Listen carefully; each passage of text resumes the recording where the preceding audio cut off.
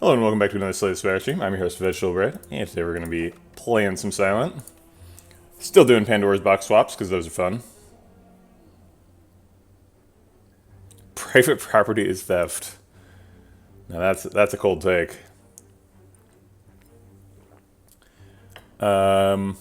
Sure. Tools of Trade Tactician. That's kind of fun. Glass Knife, Dagger, Spray should carry us in Act 1. No block here, but there's some block in Silence basic cards, right? The Neutralize and Survivor.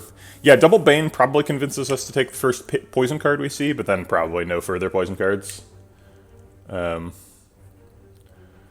be my guess. A lot of strength scaling stuff. Glass Knife hits twice, Dagger Spray hits AoE twice, Bane hits twice, Finisher hits multiple times. Infinite Blades deals attacks for 0. There's also a setup here, so maybe we'll pick like a Nightmare if we can. Or maybe we'll just remove setup from the deck, you know.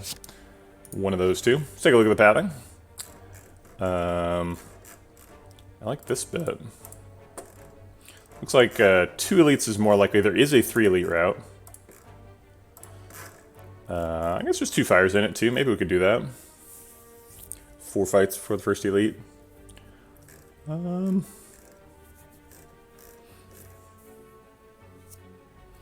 Let's not pretend like you're not going infinite. Yeah, my default, my like floor 0 posture for most Pandora's box runs is like, I definitely don't want to preclude the possibility of going infinite, but I'm not committed yet, because most of the time we go infinite. Sometimes we don't.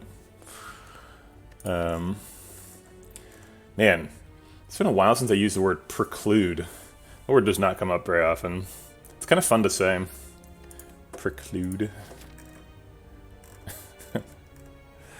Alright, so I think we just do like this to start with, and then if we get like really beaten up in the easy pool fights, we can go right, and if we feel really strong and lucky to do 3 elites, we go left.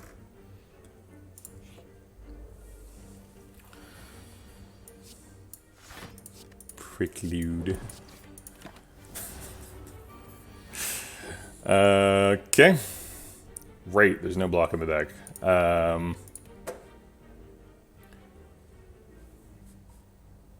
Does setup plus cost 0? I don't think I've ever upgraded a plus. Or a setup. It does. Wait, can you do like a setup plus infinite? If you do like 2 setup pluses and 2 backflips? No, because setup plus takes 2 cards out of your hand. You'd need 2 setup pluses and 2 acrobatics pluses would do it. That's a lot, though.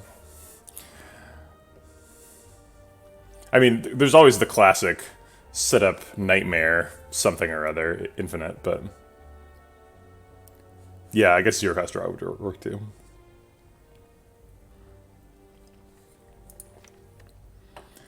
I kind of want to avoid drawing this hand next turn, so I'm going to do quick slash, even though it's slightly less damage than oh wait, it's more damage than Bane. Never mind. No excuses required.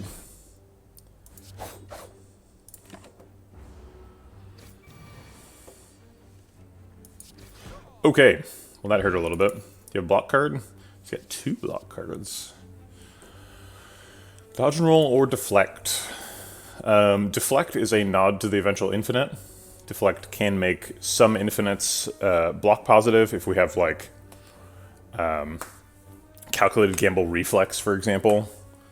Then deflect could make that block positive.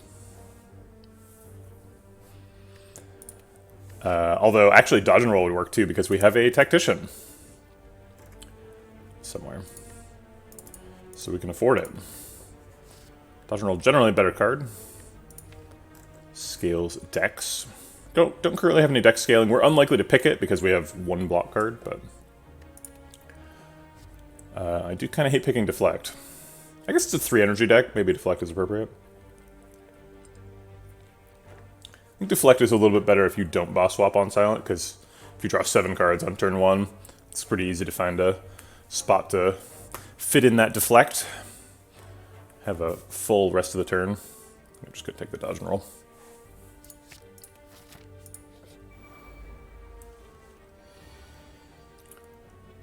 Okay.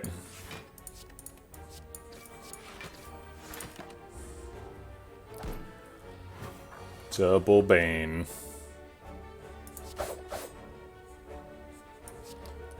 Neutralize blocks for a tiny amount. Maybe I should have played the dodge and roll. I could have blocked that 4 damage.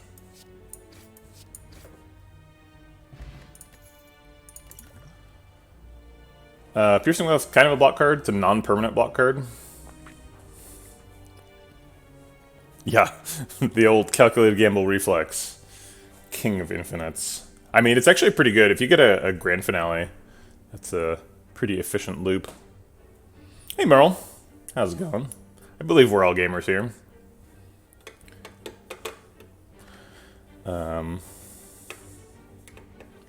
I miss Overwatch when it first came out. I feel like Overwatch was a way better game when it first came out. Because, if everybody can play soldiers, that's fun. If there's like a 4-monkey, 2 roadhog team, that's fun. And now the queue times are super long, and I don't get to play the class I want to play anymore. And I really loved Hanzo's scattering arrows, and they took those away. So that's unfortunate. So Piercing Whale is not very effective against elites in Act 1. Doesn't work against sentries. Ineffective against Gremlin Knob. Sort of effective against Lagavulin, but honestly I'd rather just take a regular block card. I know, right? Putting a scatter arrow right on the floor in front of somebody's feet. Just being like, boop! You did. It was great. And shooting it into rooms where it could just ricochet around the first point of Hollywood. It was great stuff. I guess first point of Hollywood technically has 2 rooms you can shoot into, right? 3 if you count the little staircase that goes up to the landing. Because there's the weird one behind the point. I don't know. Back when Mercy would hide an entire fight and then get a 5-man res. Yeah, I don't miss that part. Yeah, that was... I mean, honestly, though, not terrible. It made sense. You just had to kill Mercy.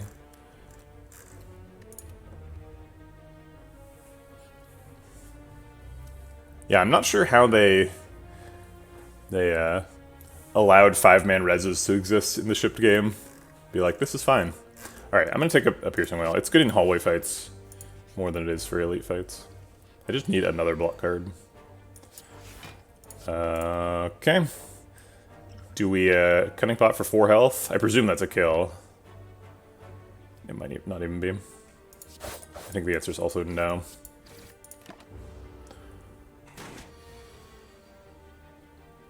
Drat, it was more than 4 health. It was 7 health.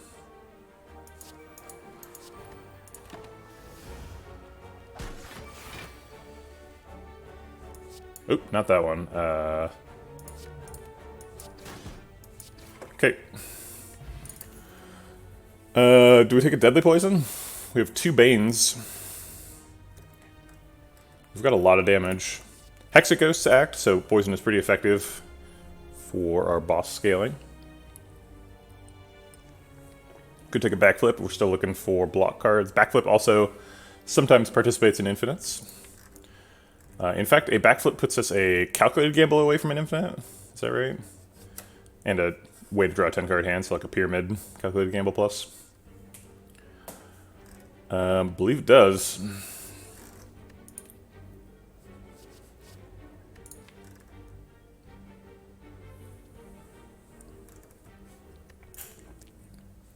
Alright, fine. Hard pool fight. Our first question mark was a fight as well. So probably not going this left path. That seems a little dangerous. If we had another attack, we could finisher that guy, but we don't. 6 damage, break somebody's armor, or tools of trade infinite blades. I think we'll just go for the kill on this guy next turn. We've got Bane, so that can finish him off from 7. What a lousy floor.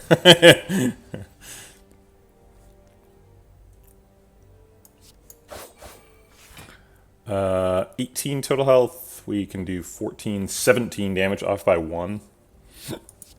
Doesn't really matter. Because we can block out. Ooh, strength bot. After image.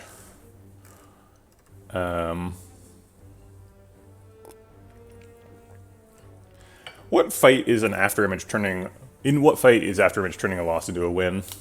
If we get 2 after images against the heart, that's pretty useful if we're trying to do infinite stuff. It's... If we're infiniting, it's 12 block a turn against time eater, which is something. Makes our cards more efficient.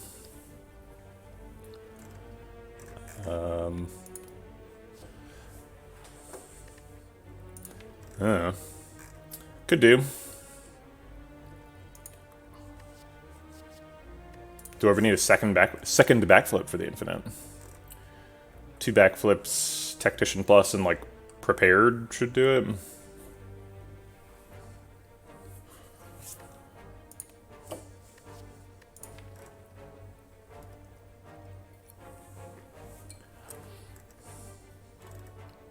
I think I feel okay about the block now. Survivor, dodge and roll, backflip. It's not like super comfortable, but we're gonna remove some cards from the deck eventually. Get that density up. Alright.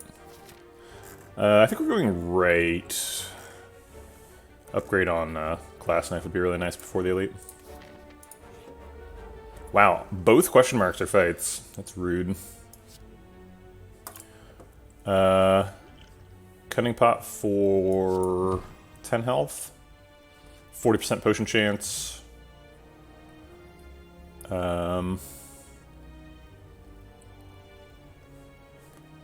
But we're about to fight an elite. It's a really good potion combo. Let's see what this does. 10 health is a lot, though. I don't want to overdraw my potions, so I guess I do it. So it would currently be 7 plus 18. 7 plus 18 is 23, not lethal. Wait, it's 25. And this is 18 damage by itself, so it would already be lethal. Yeah. Bit of a waste. Can we get lethal with the strength pot? Is that worse than the cunning pot? This would go to 9. This would go to 8 times 3 is 24. Nope. Okay. Alright. Yeah, we got our potion replaced. We did the right thing.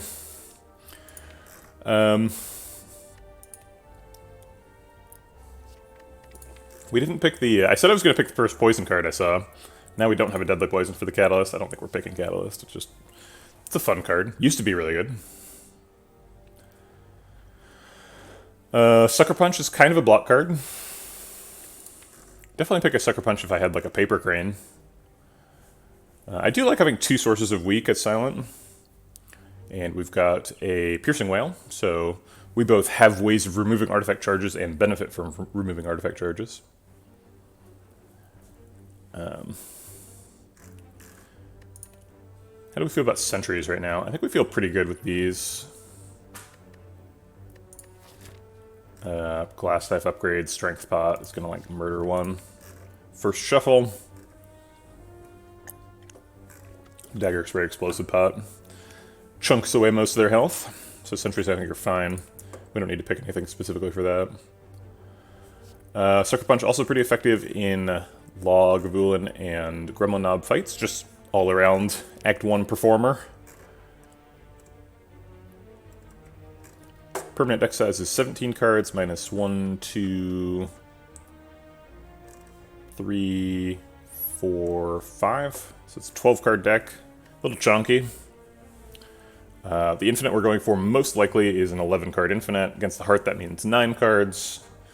So we got to do minus 3 cards in addition to any card removes that we need to make slots for the actual cards that make us infinite. So adding another permanent card now I think is probably not okay. Unless it's really necessary, and this one isn't. Okay. Glass Knife is such an absurd upgrade.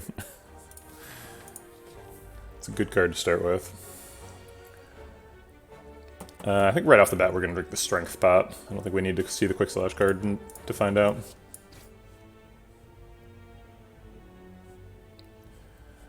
Dodge and Roll could save 4 health. It seems pretty ambitious. This Shiv could go with Finisher next turn too.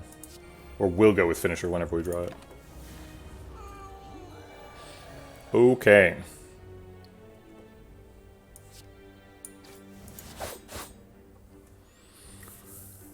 If we Piercing Wail, do we get lethal next turn? We draw all these cards because of the tools that we're playing. Glass Knife hits for 24. Glass Knife neutralize Shiv Finisher, so this is going to hit for 3 times 8, also 24. So we're getting them. So no reason to hold back on the Piercing Wail. And it looks like we're going to be able to save the Explosive Pot as well.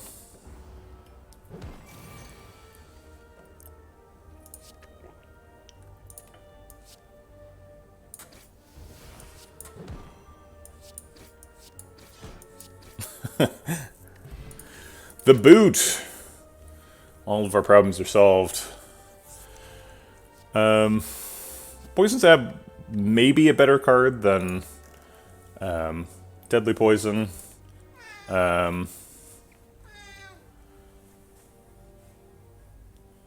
Still haven't picked a poison card. I like the Blade Dance too.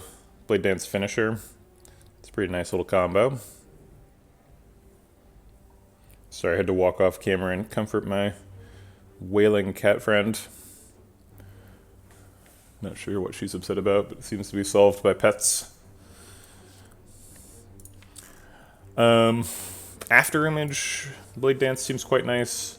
Problem with it is that I was just talking about how I shouldn't be adding too many more cards. But I really want to add one of these 2 cards. Probably Blade Dance over Poison Stab, if we're being honest. I think both the Banes probably just get removed at some point. I think our remove order is like set up, and then the Banes. So I guess what I'm saying is, we could add Poison, but I don't think we need to. I don't feel too bad about not doing it. Maybe we'll get a Poison Pot at some point. The Banes actually do something. I'd take a Noxious Fumes too. Noxious Fumes is slow and this is a fast deck, but it still scales. Maybe I wouldn't. Alright, I'm gonna take a Blade Dance anyway. Oh, BZ Galliardo 75. What tempted you into a life of bottery?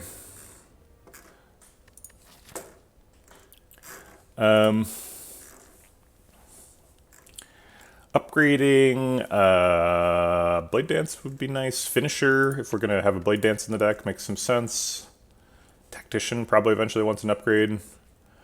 Dagger Spray's got a pretty nice one. Could just rest here too, if we're trying to be conservative.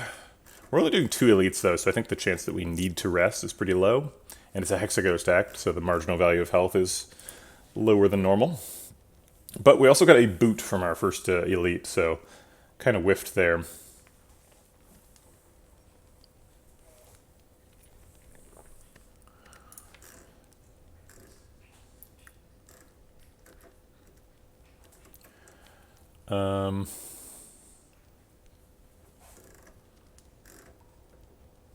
Yeah, I'm gonna take a Blade Dance Plus. The card's good. Cool. Another empty relic. All right. We're gonna need some help catching up on the relic bar, so I'll take the Matryoshka. Maybe we do rest now. This is pretty bad relic luck.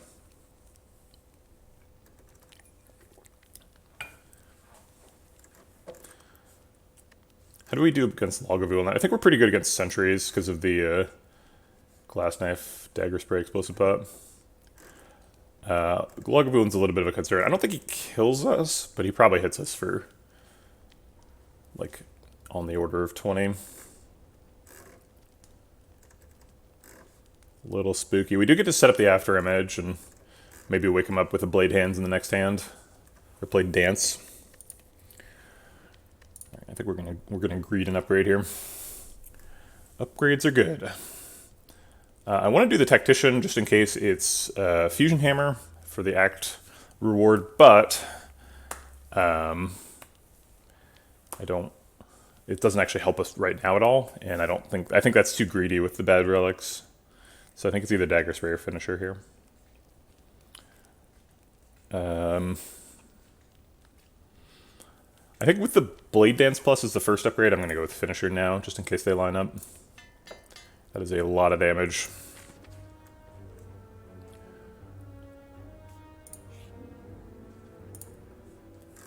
Okay.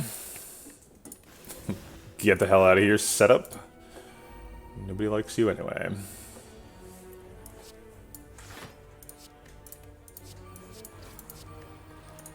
Boy, this deck is awkward. Just kidding. This deck is incredible.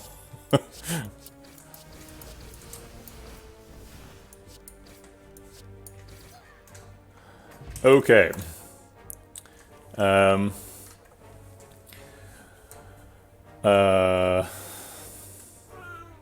Oh yeah, sorry about the setup infinite.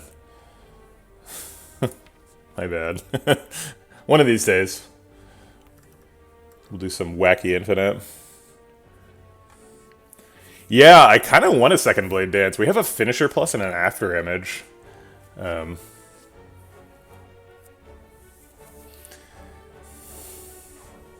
Leg Sweep is kind of dancey too. This looks like a dance move. Silent can get down, that's for sure. Are we doing a shove deck? I like the idea of doing a shove deck. Let's do a shove deck. No, don't correct it. Let's go with it. This is going to be a shove deck now. I don't know exactly what that looks like, but we're going to shove people. Backflip, also a dance move.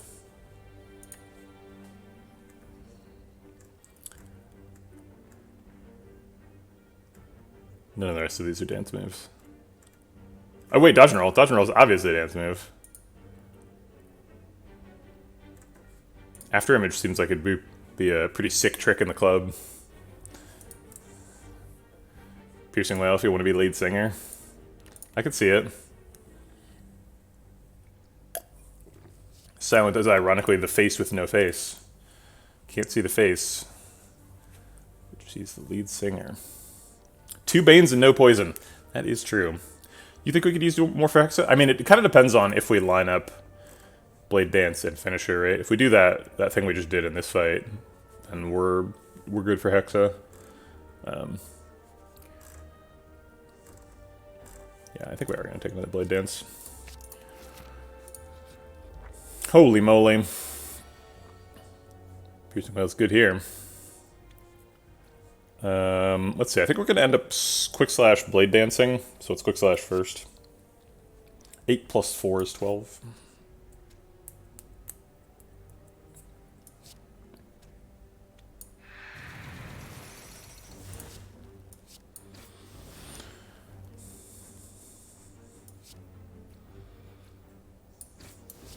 These two have the same health total. They're basically at 3 and 3, right? Because we can't do less than...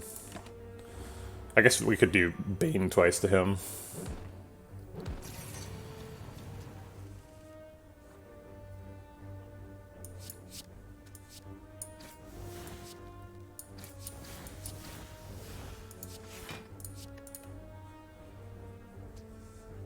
We have Finisher coming up next turn, so I'll take a shift for that turn. Or not.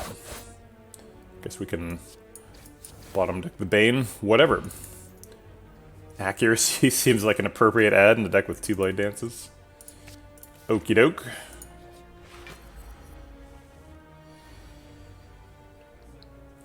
Well, I guess we have to wait. We have to get like as close to shuffling as possible because getting these Blade Dances on the next shuffle is a little bit slow. But I do want to get the accuracy and the after image set up, so I guess we'll just draw here.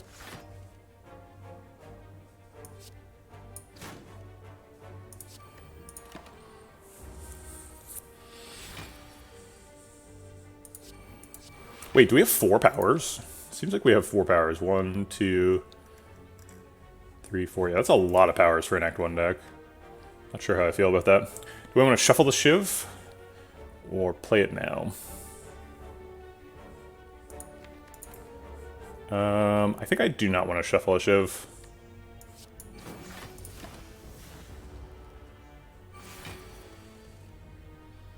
Okay.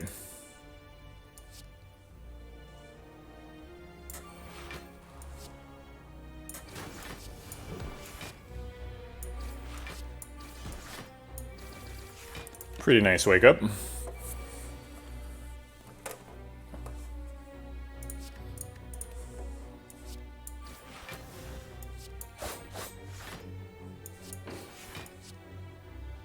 Wow. Okay. Shovel, huh? Sneaky Strike costs 0 if we're doing some sort of discard-based infinite, which we might be doing. It's probably like a worse version of Eviscerate, though, and I don't think we need it right now. And it's a permanent card, and our deck is getting way too big. Piercing Whale is another way to block without adding a permanent card to the deck. It's also just, it's a Piercing Whale, and we're about to go fight Hexaghost. Which might just be good enough. Yeah, okay. Yeah, I'll take a shovel. We've got 3 relics that do nothing, which is a bit scary, but we can hopefully dig a relic that does something. Nope. 4 relics that do nothing. Okay, I guess a blank relic bar for Act 1. Literally, this relic doesn't do anything in fights. This relic doesn't do anything, this relic doesn't do anything, this relic doesn't do anything, and this relic doesn't do anything. Cool. I mean, you know, not cool, but cool. Alright, let's get him. We didn't get Piercing Whale. I think we'll just hold the Glass Knife for later in the fight.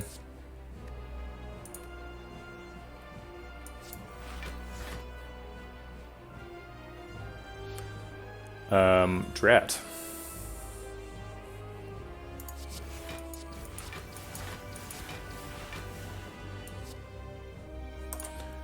Blade Dance blocks for 3 more than Finisher. Finisher does 8 times 4, Blade Dance does 4 times 4, so we're missing out on 16 damage.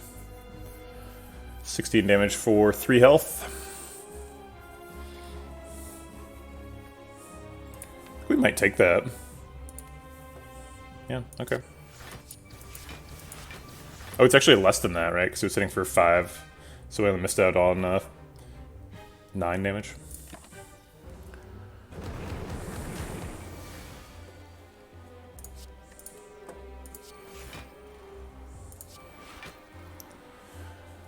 Do we use the Piercing Whale now? Oh no, there's no reason to. We can just block out with this. After Image is pretty good.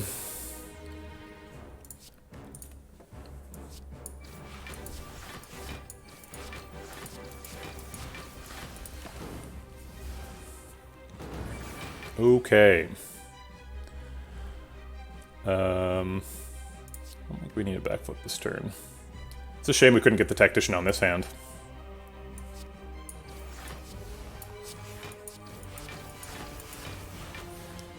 Part of me wants to keep holding the Glass Knife, but holding it for what at this point? The fight's halfway over.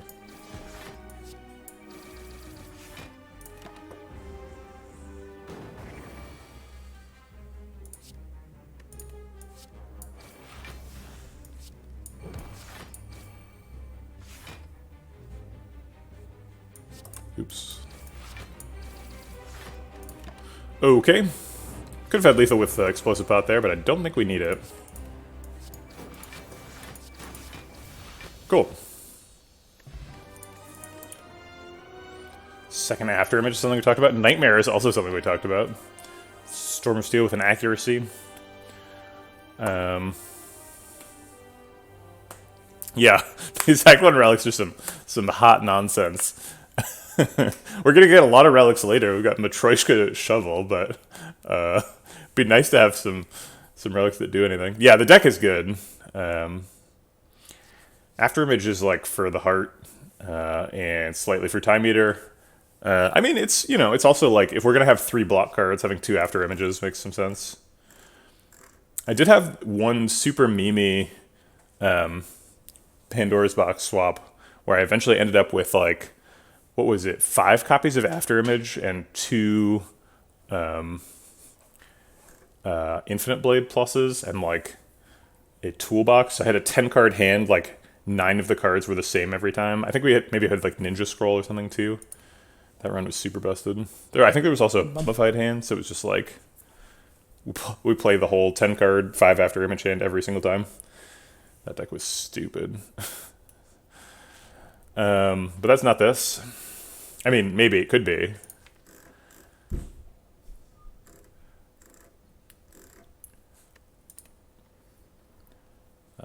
Yeah, second Afterimage seems fine. There's the Pyramid.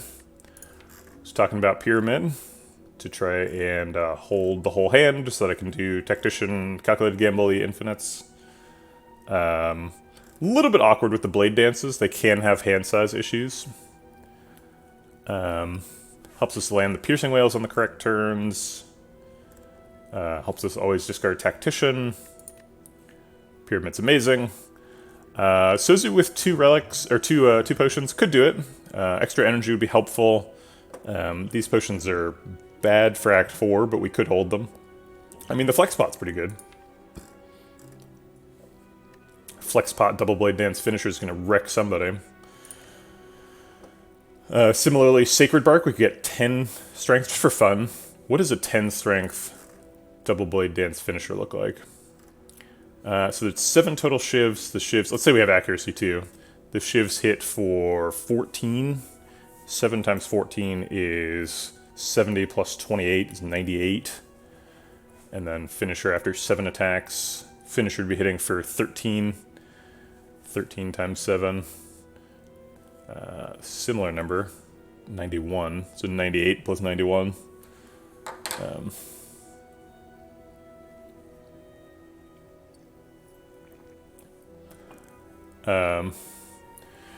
98 plus 91 is 189.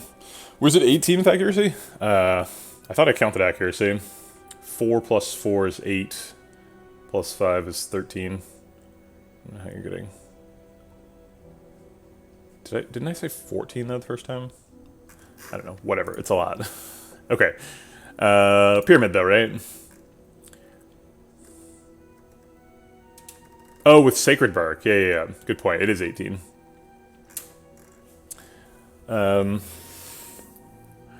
Makes the Infinite Blades pretty awkward. That's also got hand size issues. We definitely need that Tactician upgraded if we're going to do this. Yeah. Is it lethal? Yes. Pretty much any fight in the game. The only fight that survives that is, like, transient.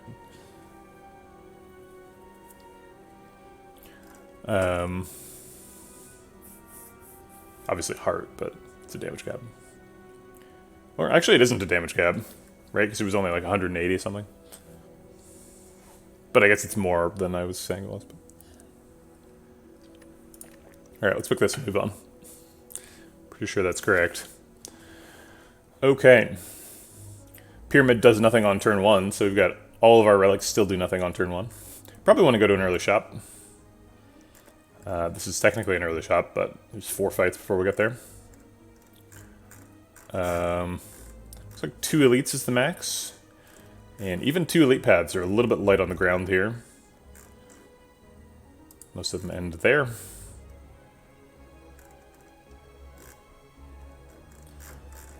That Mega Elite does look pretty nice. The deck's definitely strong enough to fight a Mega Elite right now. We're not like trying to do an infinite, so we're not super afraid of wounds. Although I guess with Pyramid, you're always a little bit afraid of wounds. Might be afraid enough to go for Taskmaster first.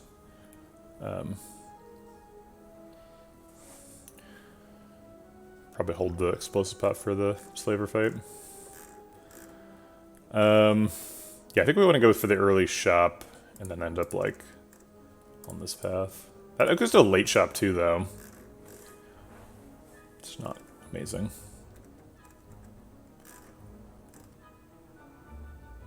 But like it does the 2-fight easy pool and then a couple Act 2 question marks, which are great. Yeah, rolling right. Okay. I've been playing on my phone a little bit. I've been trying to catch up on my Ascensions. I'm only on like Ascension 5 on the phone. I'm doing all the characters in a row. And I kind of missed chosen not cursing on turn 1. It's pretty nice. It's a big change. How is that? Still never tried the phone app. It's good. There's a couple of little issues. It's like kind of hard to click on the deck button. It's like the same UI, but just on a phone. And these buttons are too small.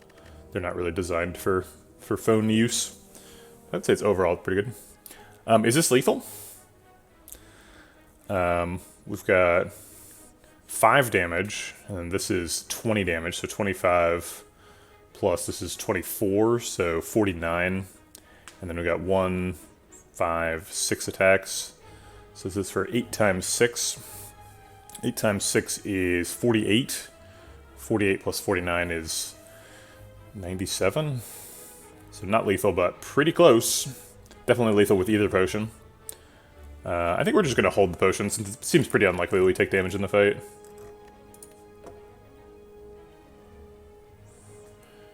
Anyone other than me tried to play this game on Steam Link? No, I never tried that.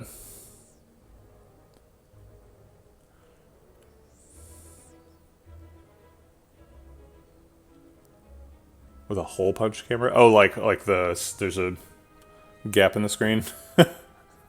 Whoops.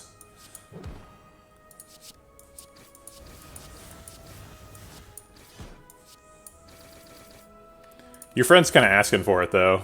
She's got a non-rectangular screen. We did not get lethal this turn. Okay, I think we just play nothing. I think we could play, like, Tools of Trade, which is, like, neutral with the... I guess I'll play Tools of Trade. Oh, right. Okay, I forgot about Pyramid. Now I remember.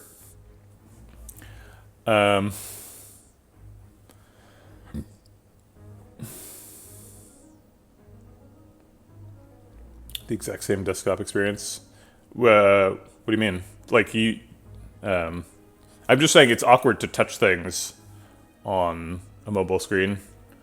Like, it's just the user interface is different because there's a mouse here. Mouses are much more precise.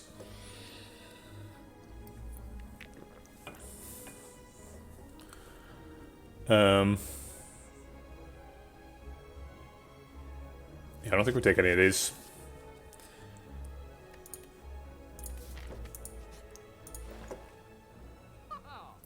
Oh, Steam Link? Oh, okay. Yeah, I wasn't commenting on Steam Link. I don't know what... Yeah. I'm sure it's fine on Steam Link. Or not, or something. I don't even know. I've never used Steam Link at all, so...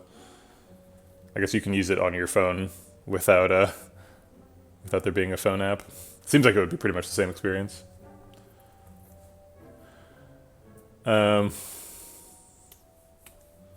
Okay. We could take another accuracy. Presumably we're doing a card remove here. Crippling Cloud enables the Banes without adding a permanent card to the deck, which I guess theoretically is still something we kind of care about. Pantograph is nice, but it's pretty expensive. We are being forced into a second shop here, so if we are able to hold some of this money, that is not a problem. Bullet time is great on Pyramid.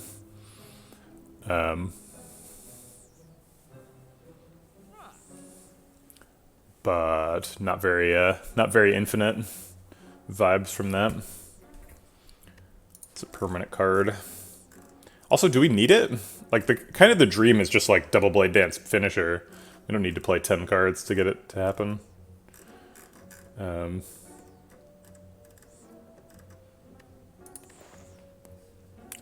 That jerk James, what's the other accuracy? I'm not against it. Yeah, I mean, we have 2 Blade Dances, so accuracies add, you know, 7 times 4 damage per shovel. It's a lot. What card are we removing?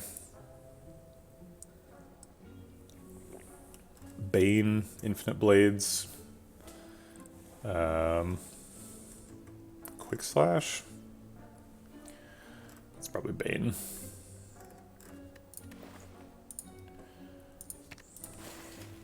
Let's assume we're removing the other Bane at the next shop, so we don't really need the Crippling Cloud. I mean, Crippling Cloud still is a, you know, it's a source of weak. It's a good card.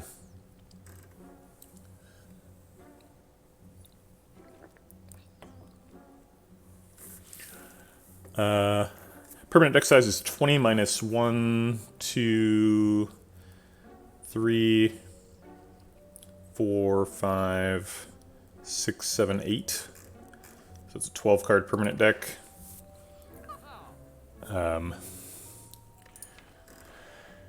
And we still don't have an infinite because we don't have a way to discard Tactician. Survivor Backflip is almost an infinite. If it was Survivor Acrobatics, it would be an infinite. What relics?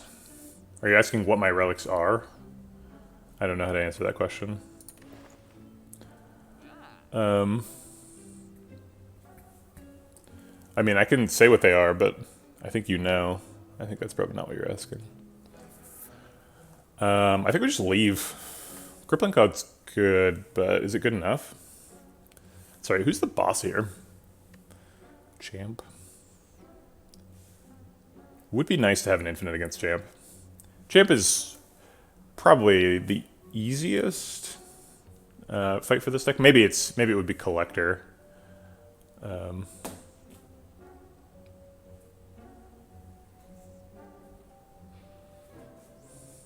Which relics are being sold? Are those not? You can't see those either. I'm confused. I don't think we should consider any of them. Extra strength is something, but I don't think it's something we're super worried about. Pantograph is nice, but it's very expensive. And Meal Ticket, same. I guess we are going to a shop again later. So Meal Ticket pays that off a little bit. Spend 165, go down to... Oh gosh, math. 183, is that right? Yeah. 183 is definitely enough to remove at the next shop. Enough to buy a shop relic too, if that matters. Or a rare card.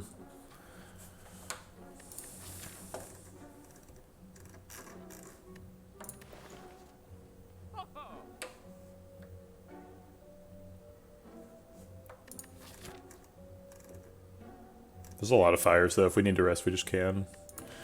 This is basically 165 gold for an extra rest. Might be 2 or 3 extra rests though. Yeah, Pantograph is definitely nice. I think by the time we get to the boss run, because it's really most useful at the end of Act 3, right? It's like somewhat useful, transitioning from Spire Elites to Heart, but usually not super impactful. But I think we should have an infinite online by then. I don't know, could still get punished by Time Eater though. I mean, all the Act 3 bosses can hurt you, right? We're not fast enough to block either Awaken 1 or Donu Deco on turn 1. We kind of need like a setup turn. It's definitely useful.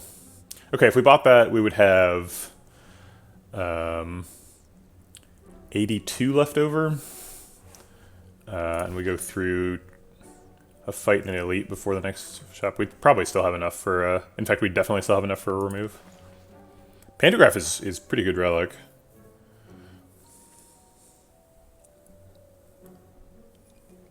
What if we buy Pantograph and die in Act 2, though? I don't know, it doesn't seem like we're dying in Act 2.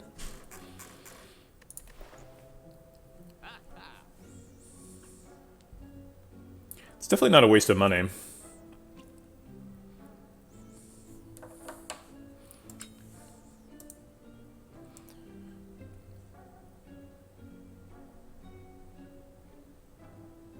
Alright. Baseball. So we're going to have a hard pool fight next floor. Let's just go ahead and peel off an artifact charge there. I don't think we're ever getting through those. Hold the finisher for the blade dances. After image, blade dance, dodge and roll blocks, I think. This blocks for 4, this blocks for 5. So we're like taking 1 or something. Maybe we finish her instead of taking 1. Or tools the trade. I guess we could have actually held that Shiv. Oh no, we're... yeah. Saves us 1 health. Whatever. We missed the other... blade dance.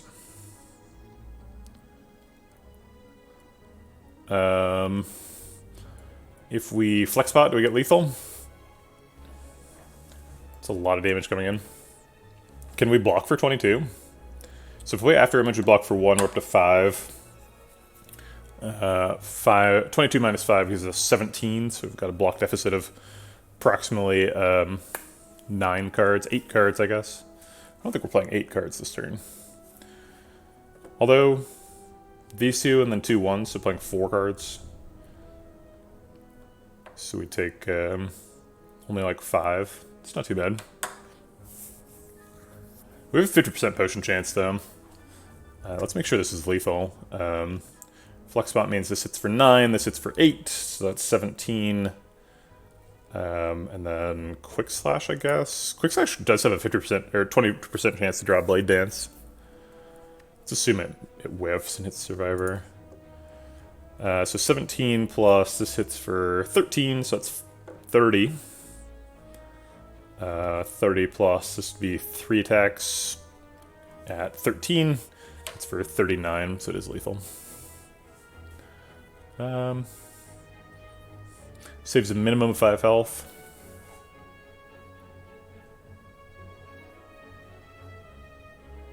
Can we quick slash and then decide? So it was 30 plus 39, right? So that's over by... Wait, 30 plus... Yeah, this is 39. 13 times 3 is 39. So 30 plus 39 is 69. He's at 55. So it does seem like we've got the room to take a peek. Because we might not need it. If we could draw... We have a 20% chance to draw Blade Dance, which obviously doesn't need flex. Weirdly, we actually can take a look with backflip, right? Because the current hand... Oh, no, because it... Yeah. But we won't be able to play it if we draw it.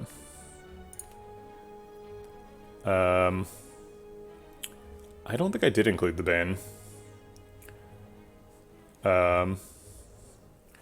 So can we get lethal without the flex spot is now the question, now that we're including Bane. So Shiv does 4 because it's not hitting health.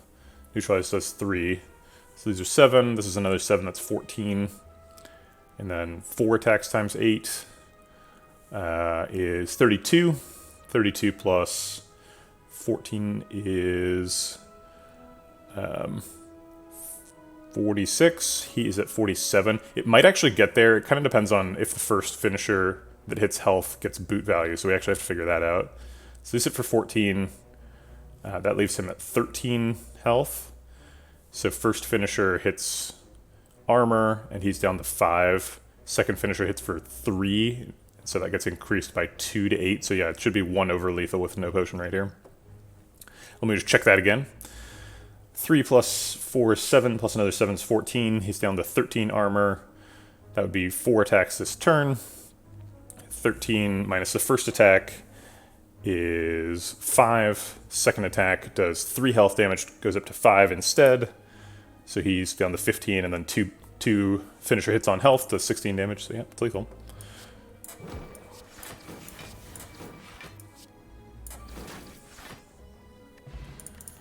Overdrew the potion anyway. Poison Sack and Dagger Spray both say plus on them. Cloak and Dagger says Shiv on it.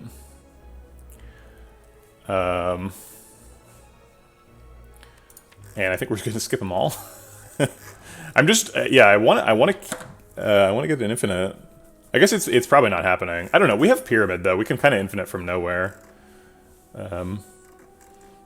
But it's just, it takes so many card removes from this point, and we still haven't found like what the actual infinite is. Or gotten the Tactician upgraded.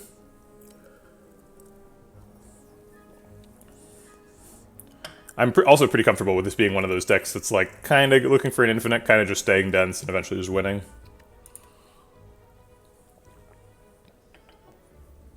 I don't think these are impactful enough to make the cut.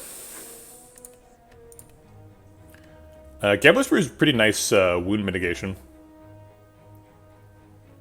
Yeah, we do need to hit a relic at some point. Yeah, just the Acro is the main part. Purity Plus would be amazing, but Acro would do it. Yeah, acro or calculated gamble. I think gets us there. Actually, no, I guess it doesn't. Reflex calculated gamble would do it. Yeah, the relic bar is pretty cringe. Or, excuse me. That's my bad, that's on me. I know we're all reeling right now. Let's just take a second to center ourselves. What I meant to say is Kronger. I apologize.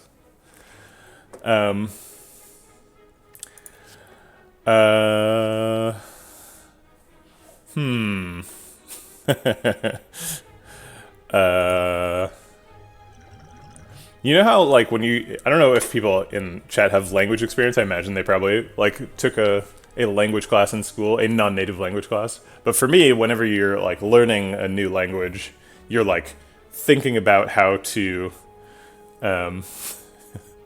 thinking about how to, like, translate individual words into the target language and then doing whatever syntax munging needs to happen. I feel like that's the Kronger situation. We all know what word it really is, but Kronger is Nepalese for this relic bar. Oh my god. I think so. Gambler's Brew is nice. If we get slavers and we somehow get a handful of wounds, then it saves us from dying. Is that really going to happen though? There's like quite a lot of damage in this deck. I can't really imagine slavers surviving a shuffle here. Maybe if we get all the blade dances and have to use them before we get accuracy or finisher. But then we have like a flex pot and an explosive pot. I think we're good. Gambler's Brew is nice, but the flex pot's so powerful here. Oh boy. These birds. Let's draw a card. And get the other after image up, I guess.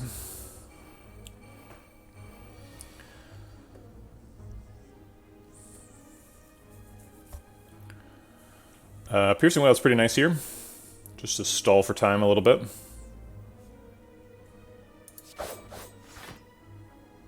Let's get the accuracy in play in case we draw a Blade Dance.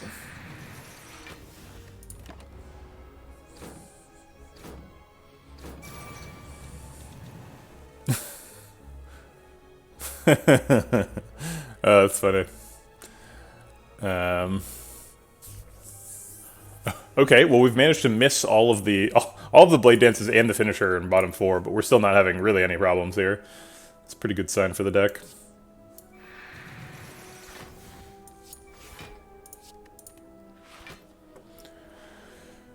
I just kind of want to waste time this turn. I'm going to hold the neutralize because it's an extra attack for finisher next turn.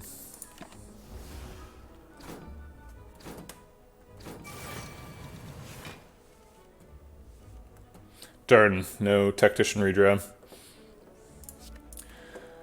Okay, this looks lethal-ish. That boot added 6 damage to that attack. 1 damage on each proc of the dagger spray to each target. Insane.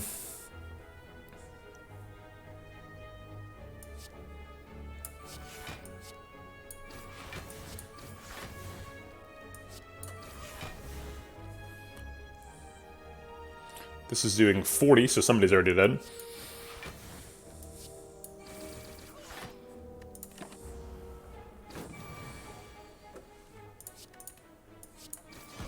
Okay. I don't think we need any of these. Predator says plus on it, but we've got hand size issues. We don't need more card draw. I mean, we need more card draw to infinite, but we don't need this kind of card draw.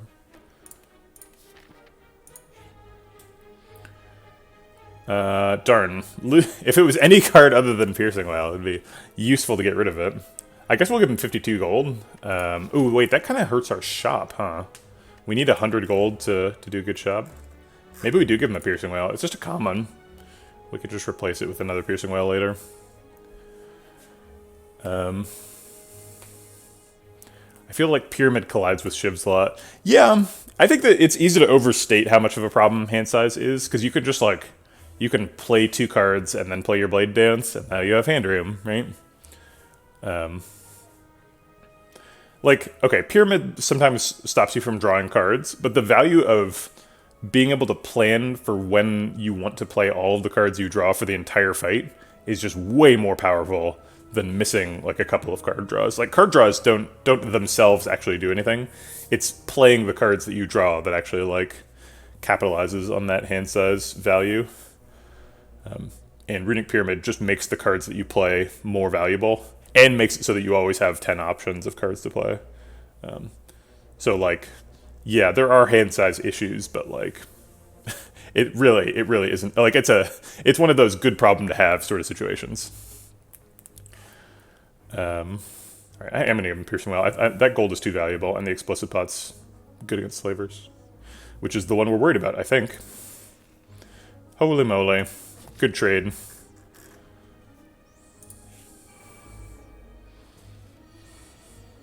Dagger Spray solves the dudes. Oh wait, it doesn't actually. Oh yeah, it does. Thanks, Boot.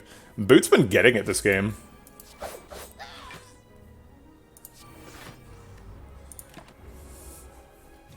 Boot Dagger Spray is not messing around.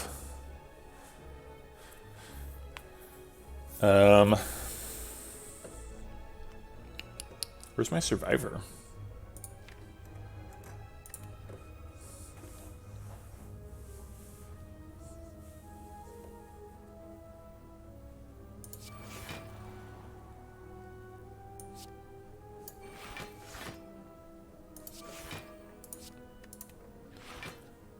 It's possible that we could kill him. I assume that's not true. Yeah, I probably should have done math.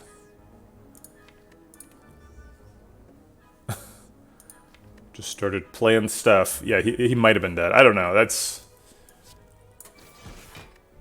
would have required a lot of damage. But we do have a flex spot.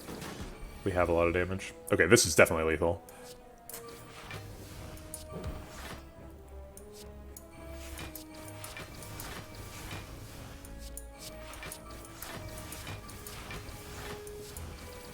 Okay. Gotta save the potion. It's relevant. Yeah, exactly. We have a Pantograph. So part of the thing that pushed me over the edge towards buying Pantograph is the shovel. I don't think I mentioned this at the time, but I really want to be using my rest sites for digging. And Pantograph lets us have a little bit of health to play with. Yeah, seriously. I mean, I can't complain about Preserved Insect, so like... Preserved Insect is just like, all of my relic luck can go there, that's fine, I'll take it. But yeah, like, Darkstone Parab joins the gang here. Although, I mean, Boot has done 85 damage. That's not nothing. It's 3 damage a turn. It's like almost as good as, what you call it? Hourglass. Yeah, Omamori Darkstone is pretty sad.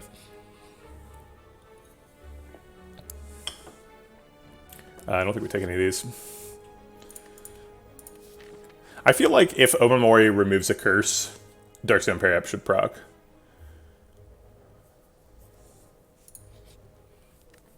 Any smiths better than digging? Definitely not. Maybe accuracy. Accuracy is pretty good, but... Oh, tactician? Let's see. If we see Fusion Hammer, do we have to take it? Fusion Hammer is pretty great. Do we actually need Tactician Plus?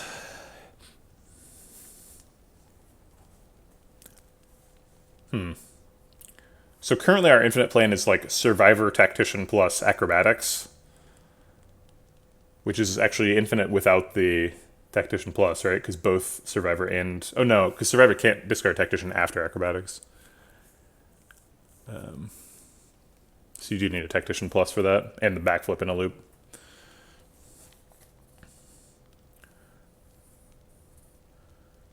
Yeah.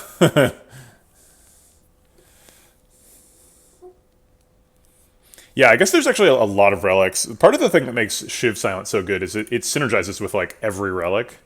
There's like Ornamental Fan, Shuriken, Kunai.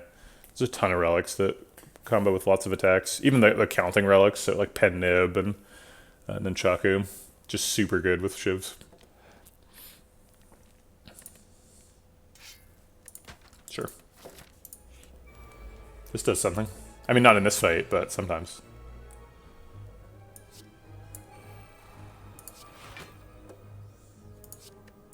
I wish I could save that, but I need the block right now.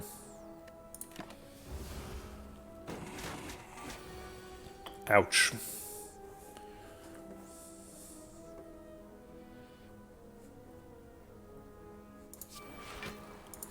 Well, we're getting rolled here by Snake Plant.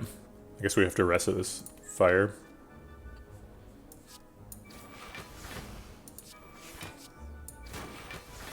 Yeah, I thought about discard Bane. The only discard outlets in the deck, though, are Survivor and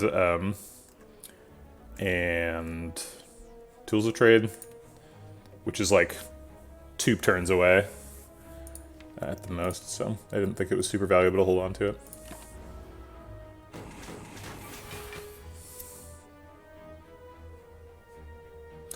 Is this the Flex Spot? 60% potion chance. It's definitely lethal with Flex Spot. Figuring out if it's lethal without Flex Spot is phenomenally annoying. Shiv's malleable and boot in just like a messy pile here. And like Dagger Spray too. Let the boot take the wheel.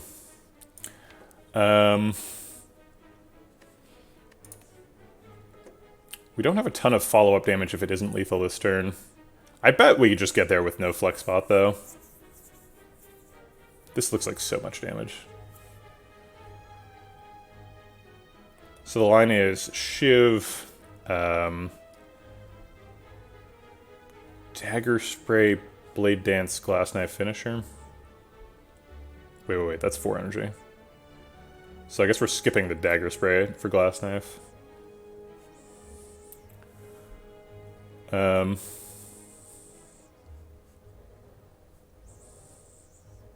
So we end up playing 5 Shivs, then Glass Knife, then Finisher. So, alright, let's just count it out. First Shiv does 5 damage, he's down to 59. He's got 3 armor. Second Shiv also does 5 damage. Goes through the 3 armor. So he's down to 54. 3 Shivs left. The next Shiv would just hit armor. Do we Glass Knife then?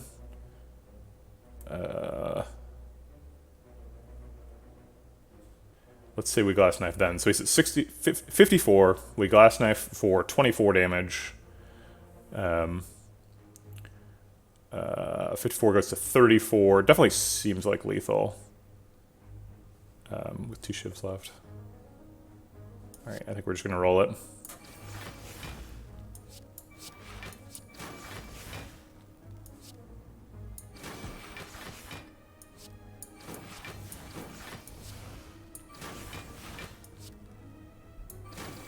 Okay. Been really holding on to this Flex Spot. I keep thinking, is it time to use the Flex Spot? Nope, we have lethal without it. I don't think we need these. These are permanent cards. Riddle with Holes is kind of cute with Flex Spot, but no. Explosive Pot, we've already got one. I don't think we want 2. The Flex Spot's better, so we'll skip that. Okay, finally time for the boot to pay off. Is Bottled Lightning thing? Do we want Bottled Lightning?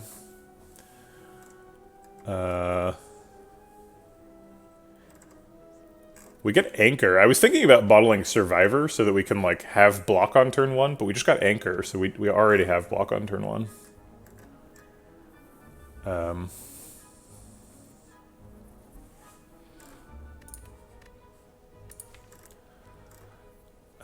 So our options are Piercing Wail, Blade Dance, Dodge and Roll, Backflip, and Survivor.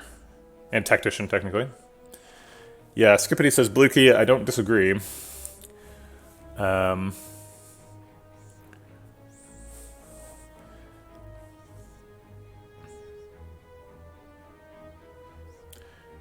Yeah. Yeah, Bottled Piercing Wail makes some sense. Gonna be holding it for a long time, though. Does any of those help us against this elite or this champ? No.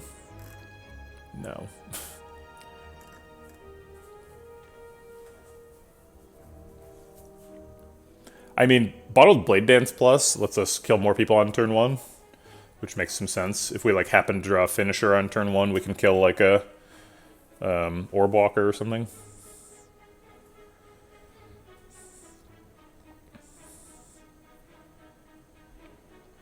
If we do a Bottled Blade Dance and then we upgrade an After Image, and we have some block on turn 1 to go with the Anchor. Yeah, I think Blade Dance Plus is the best target. I don't know if it's good enough to do. Because that guarantees it's going to be before the accuracy and before the finisher.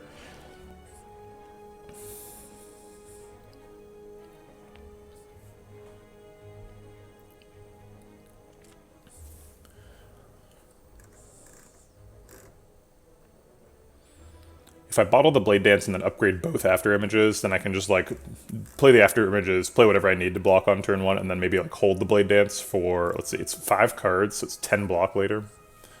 It's pretty outstanding.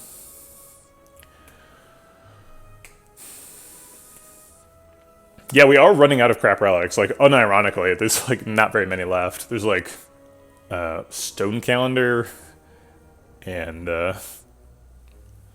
what else does nothing here? Jizu Bracelet.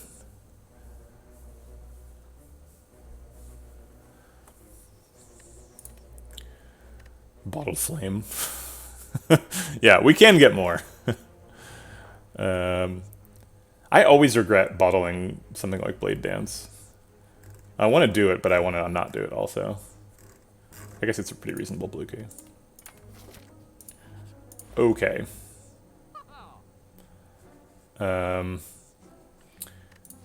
Crap, we didn't get Mirror on our After Image. The 10 After Image plan is dead.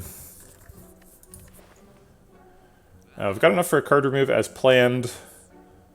Card remove is probably Bane. Maybe Dagger Spray at this point? No, it's definitely Bane. The only situation in the entire game when Bane is better than Dagger Spray from now on is like Snake Plant, maybe. Or not Snake Plant, what do you call the pile of spaghetti? It looks like a plant made out of snakes. Writhing Mass? Yeah, that's the one. Maybe Bane is better against Writhing Mass.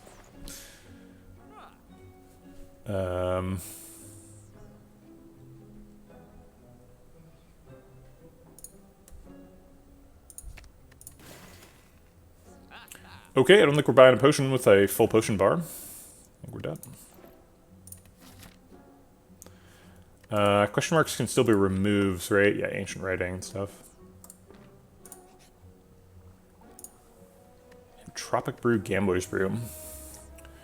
Those are pretty good. Our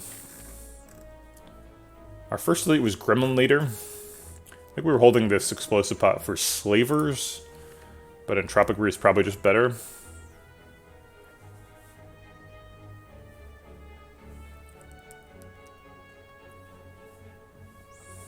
Okay. Are we resting? Okay, so if it's Slavers, we kill one on turn 1 with... Oh, we didn't bottle the Blade Dance. Okay, so we might kill one on turn 1. Might not. Yeah, I think it's probably safer to rest. I would like to dig, but... maybe we dig at the last fire. Okay, it's not Slavers. We have to Piercing Wail here if we want to block out. Maybe we just take a little bit of damage, because Piercing Wail is so good in the fight.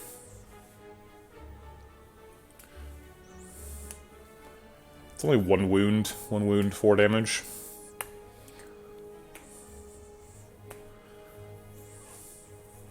We're pretty fast, though. Maybe we don't need to hold on to the Piercing Wail.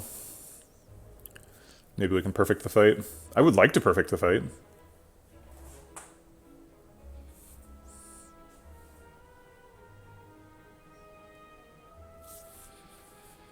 We do not have 2 Piercing Wails anymore. We gave one up.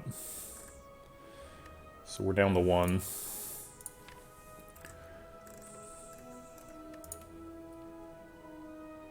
It's going to block for way more than 4 later, I believe. I believe in Piercing Wail. I'm going to hold it.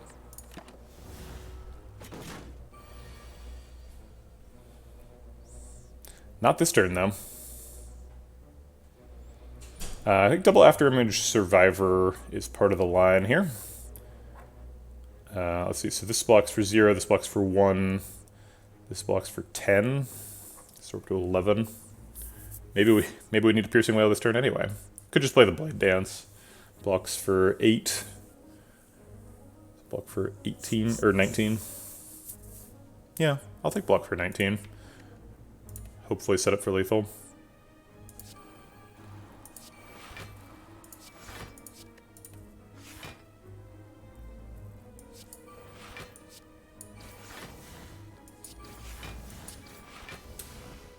I guess I won't hold the shiv. It saves 2 health. We missed the other blade dance. I was kind of counting on that for this turn. Maybe this is our piercing wail turn.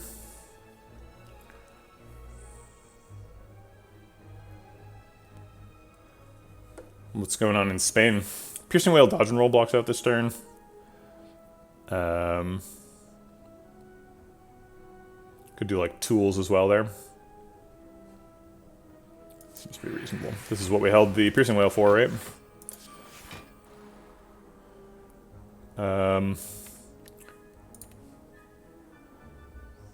An own goal.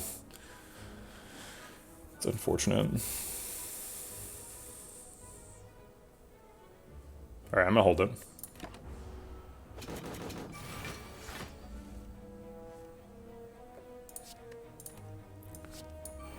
Accuracy, play a bunch of shivs. Play blade dance and finisher for presumably lethal. 8 times 4 plus 8 times 7 is 8 times 11, which is 88. Okay. Kabiko, sure. 1,000 cuts is sort of reasonable here, but that's about as good as 1,000 cuts ever gets. And it's not really good enough. Looks like that rest was pretty unnecessary. Probably could have gotten away with a dig there. Oh well.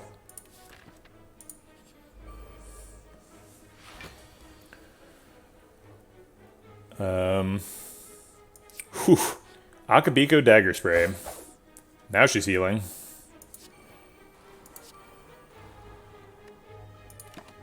A 1,000 cuts is unbalancingly bad. I don't know about that.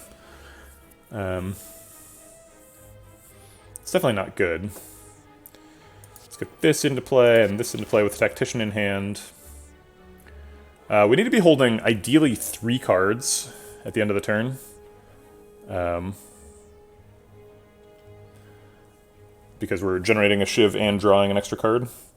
So I think those 3 cards are Blade Dance, Tactician, and Neutralize. So I'll play the Piercing Wail and the shiv.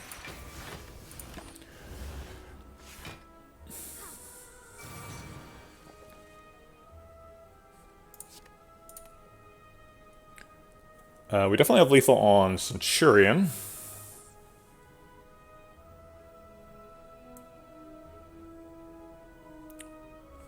Let me go ahead and develop the afterimage as well.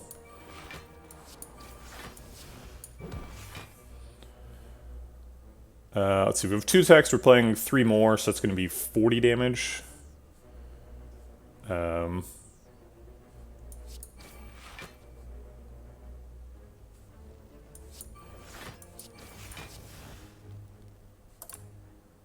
Oh, we're going to have 6, so we have extra.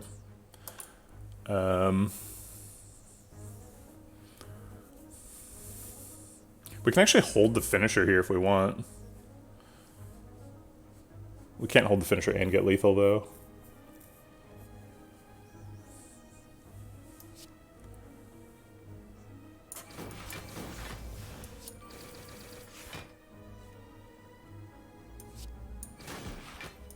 Give her something to heal.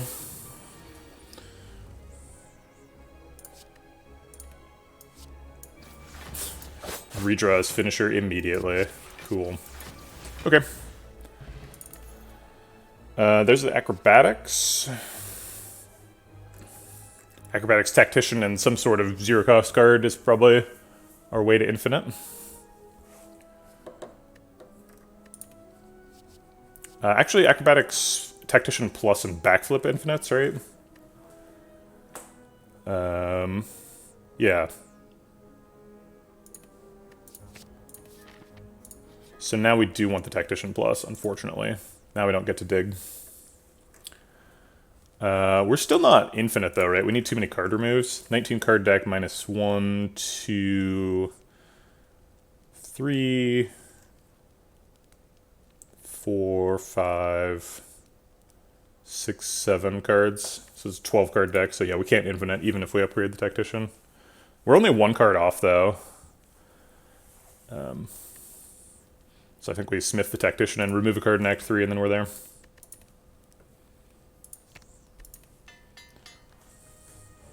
It's only infinite block. It's not infinite energy or anything else, but infinite block's pretty good.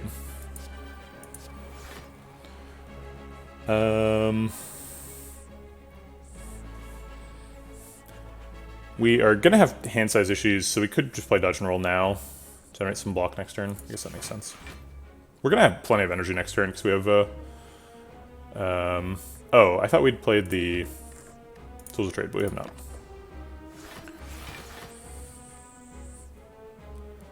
Okay. Probably don't want to play an attack this turn, because we're wasting Akabiko, and he's got tons of armor. Let's start with backflip.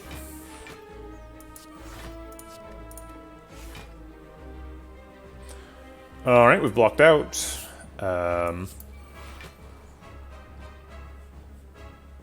Class Knife hits for 40. Seems unfair. Yeah, we need to get some stuff out of hand, so I'm gonna play with Class Knife.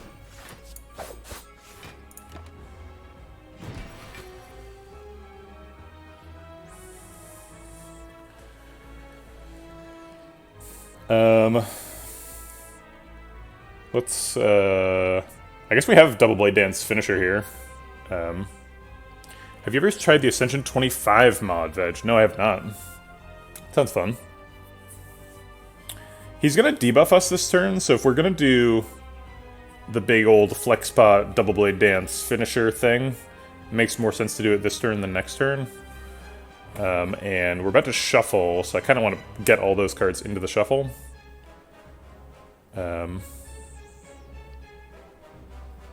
So I guess let's go.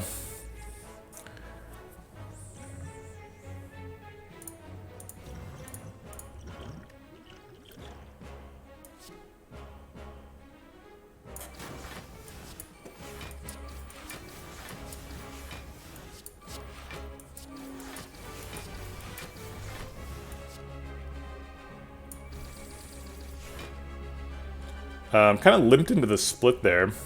Maybe not the best of plays.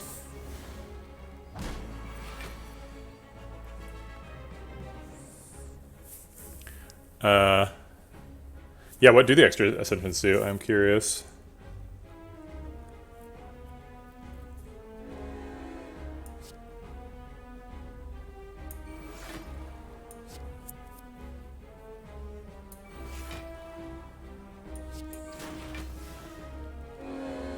We want to keep Neutralize and Piercing Wail for next turn. This will just offload a Dagger Spray.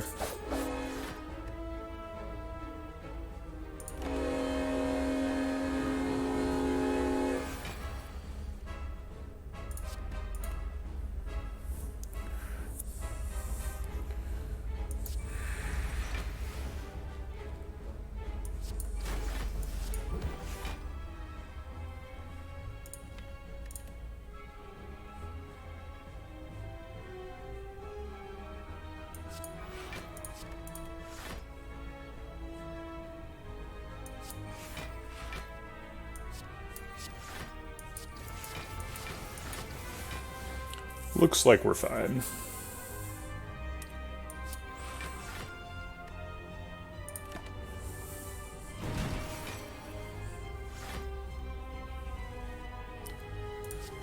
Okay, another Double Blade Dance Finisher turn has appeared, this time with 5 energy.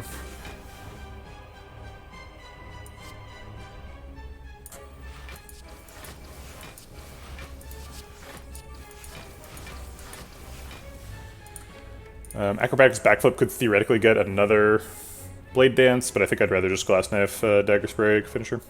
It's probably lethal. Yeah, definitely. Okay. Merchant card removal costs more. Some of your gold is eaten. Healing is less effective. Ascender's Bane is no longer ethereal. Choose a Blight before every boss relic. Yikes. Those sound tough. Alchemize is technically a non-permanent card. Let's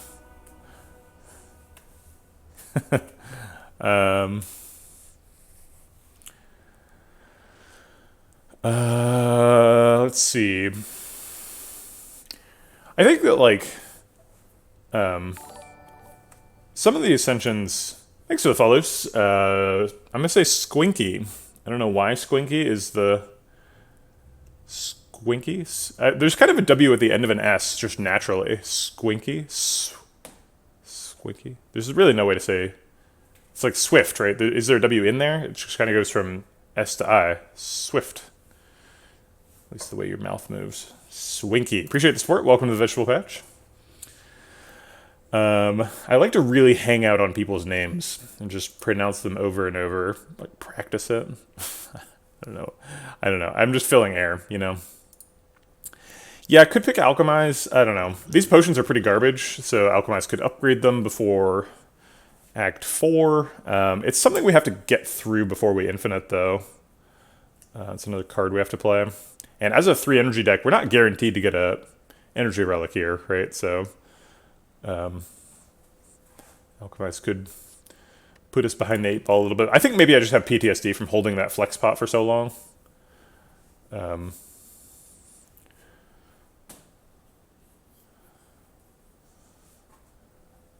Because these potions are not getting held.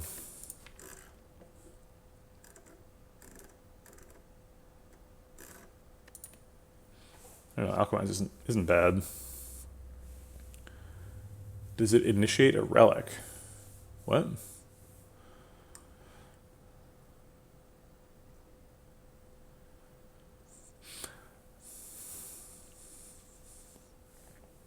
So, like, for Fatality, for the Ascension 25 mod, I feel like the only one of those changes that's actually, like, makes things fun is Ascension 25. Ascension 24 is, like, kind of okay, but healing just being less effective just, like, makes math annoying, and, like, merchant card removal is kind of just filler. I don't know what some of your gold is eaten means. Maybe that's a mechanic that I'm not familiar with. Does it just mean you start with less gold? I don't know. Does it mean you get less gold from every fight? I don't know. Like, the best Ascensions are, like, Ascension 10 and, like, 11. And, like, 1. And 5 and stuff, right? The ones that, like, do big, obvious stuff. Ascension's, like, 12 and, like, 17, 18, 19 are, like, kind of lame. Where they're just like, we tweaked the numbers slightly and now things are harder, right? That goes for 7, 8, and 9, too. I prefer the Ascensions to, like, do something interesting that gives you a new challenge to deal with. But a lot of it, Ascension, like, I kind of just think there should only be, like, 10 Ascensions in the game, and you should combine, like, 2, 3, and 4 into just, like, enemies are deadlier, and combine, like, 7, 8, and 9 into enemies are tougher, you know, combine 17, 18, 19 into enemies have more challenging movesets, you know. I'm not sure how many that buys you. I guess there's 3 sets of them, so you'd be you're losing it on 6 of them.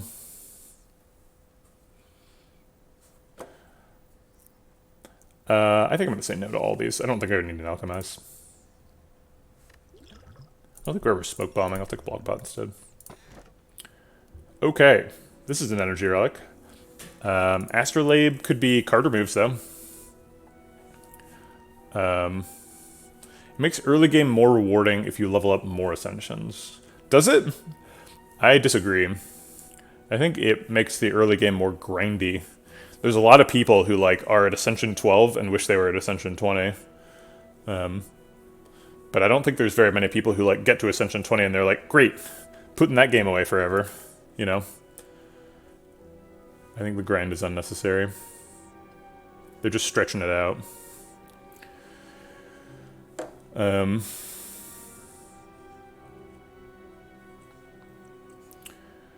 So I think it's between these two right here. Obviously, we're not picking Snecko with Pyramid. It's pretty disqualifying.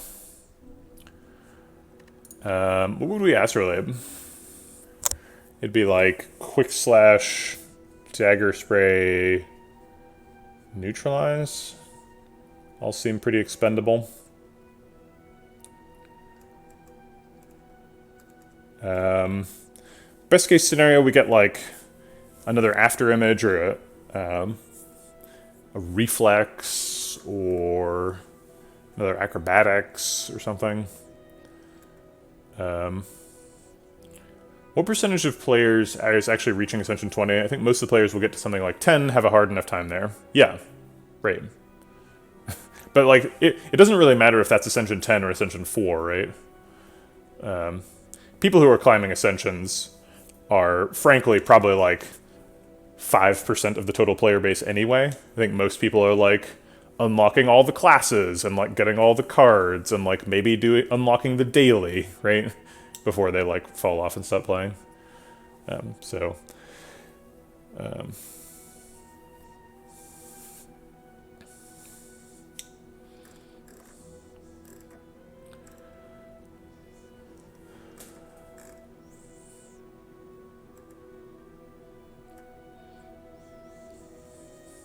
But I kind of think that games are too grindy in general. Some people like the grind. It feels better to beat 10 levels than it does beat 1. I mean, I guess so. I don't know. I don't think so.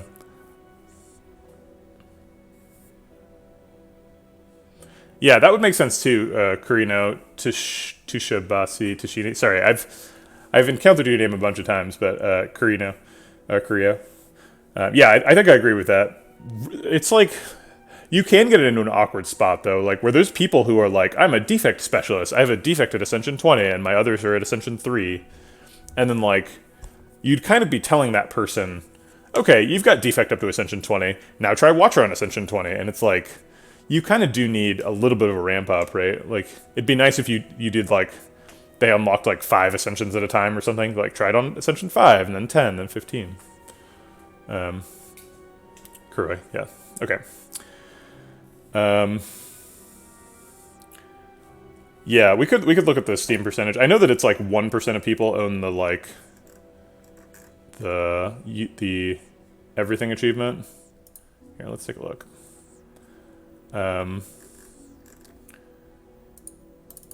Oh, can I not see? Oh, it's because I'm looking at my personal ones.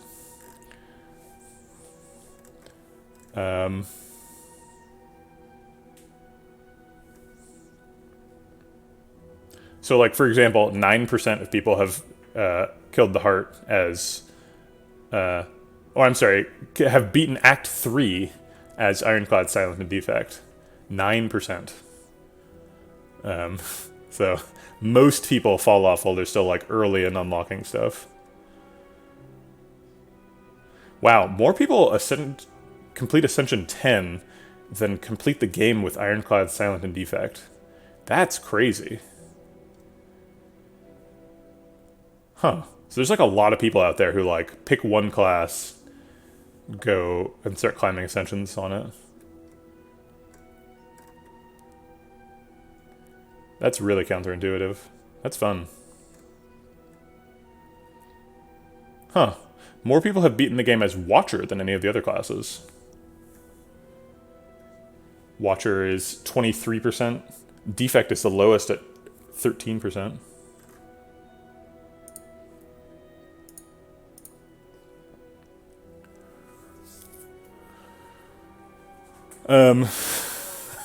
Sorry about that, Captain Grim. Feel free to wallow in your misery if you like.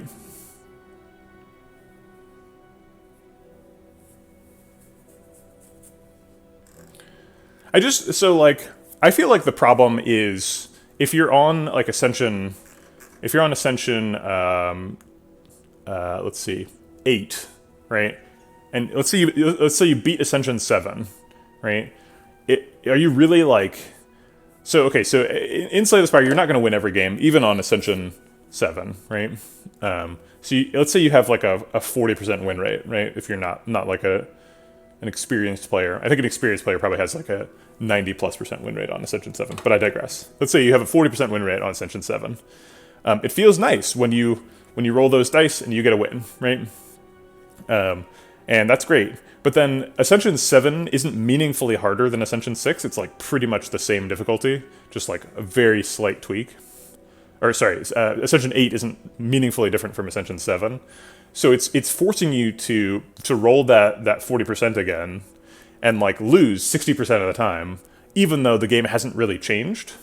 And so the message that the system is delivering is, if you get better, you'll be able to beat more Ascensions. And the reality of it is, if you try a lot, you will get through the Ascensions, right? Because you're just not going to win every time.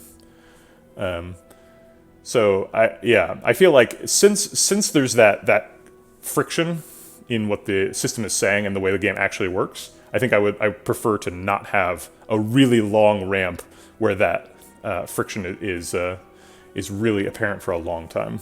I'm going to get through that quickly.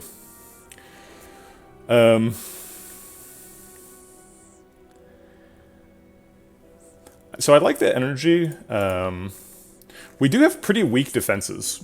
Our defenses are just basically After Image and like Blade Dance, which will work fine once we have an infinite, although we need another After Image for that infinite to be block positive against the heart. So I'm concerned about picking Philosopher's Stone and putting even more pressure on my defenses. So I think what I'm going to do here is Astrolabe. Quick Slash and Dagger Spray are the like obvious top two. The third one is less obvious. Is it Dodge and Roll? I don't know. Neutralize is kind of nice because it's our only source of weak and it costs 0 and it like procs our finisher. Dodge and Roll is kind of just getting in the way. I think I'm going to do these 3 cards. Okay.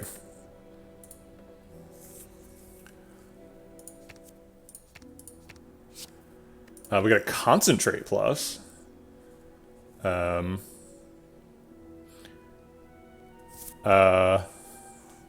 Concentrate Plus... Well, I guess we already had an Infinite, but Concentrate Plus and Tactician gives us a ton of energy to do acrobaticsy stuff. Unload also discards Tactician. Unload discards Wounds as well. Finally got our first poison for those Banes that we removed. Okay. First boss is Awakened 1. Sure. We don't have our green key yet, so we need to go here. Probably means we end up going there. And doing one of these two. I'm okay with the shop here, so I think I'll go this way. Okay. Just connecting the dots there. And then after this, we can choose if we want 2 fires or Fire Elite.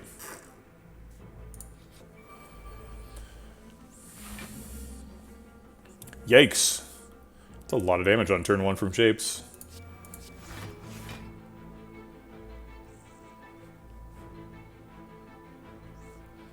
We can discard Accuracy Infinite Blades and do Blade Dance Finisher and kill somebody.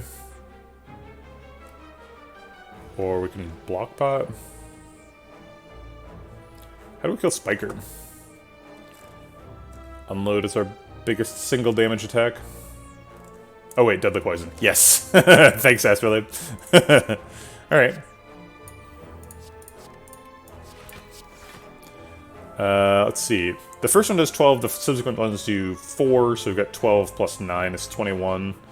And then a bunch of damage from this. This will do 8 times 4. 8 times 4 is 32, so we can kill either of the outside two.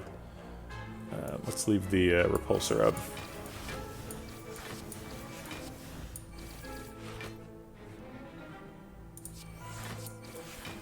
Okay, if you insist. We've got a little bit extra block now, so might as well toss in the Unload. And still have some extra block, so I guess I'll get a Shiv out of hand.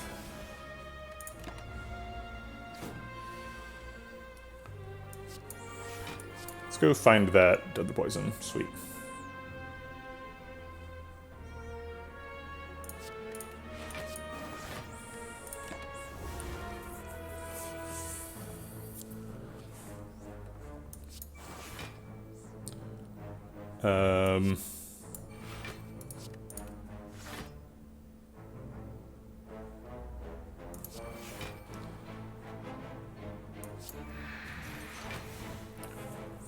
So I was trying to build up enough block to Glass Knight, but I guess I can't.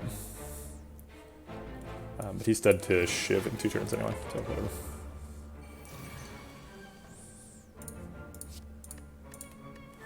We don't have anything we're setting up. Let's go. Already got a Forge Pot.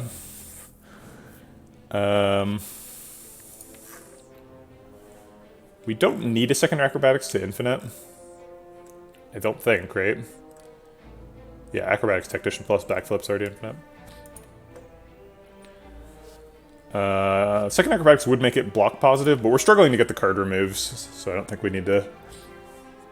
I don't think we want to put any more pressure on that. Could pick a Footwork if we wanted to. I don't really see the advantage. We've only got a couple block cards, Survivor and Backflip is it. We got rid of the dodge and roll.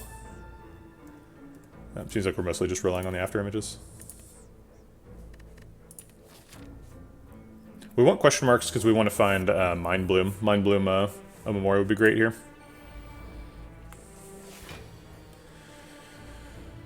Okay.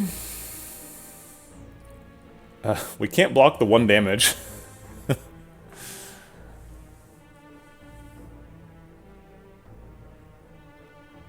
kind of want to hold the Blade Dance finisher, so I guess I'll just like Deadly Poison unload, or Deadly Poison Infinite Blades unload. Oh wait, unload's going to discard Blade Dance. Alright, I guess we're going to play finisher then. So Blade Dance unload finisher.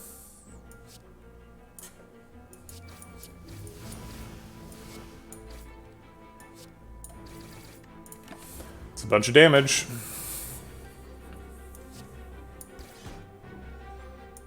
Get him, Boot.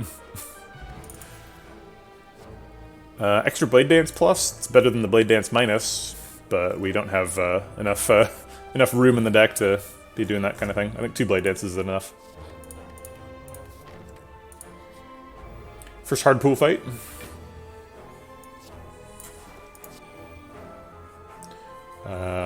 I'll hold the Acrobatics for Tactician next turn.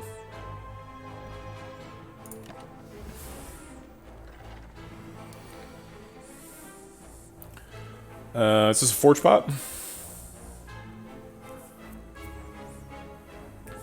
Forge Pot doesn't help After Image. Helps Piercing Wail a little bit. Helps Survivor. Yeah, okay.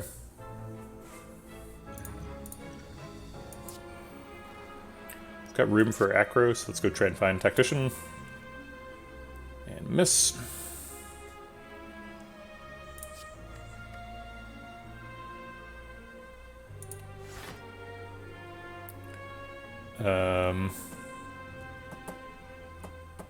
Last energy should probably go to Survivor.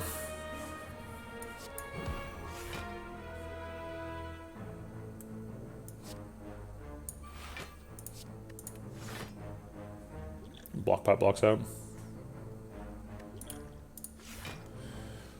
I'll play the Shiv just to draw an extra card next turn.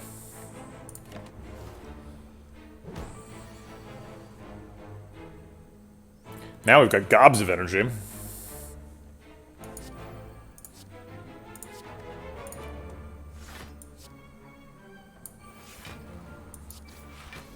Oops. Shiv then accuracy. Professional gamer plays.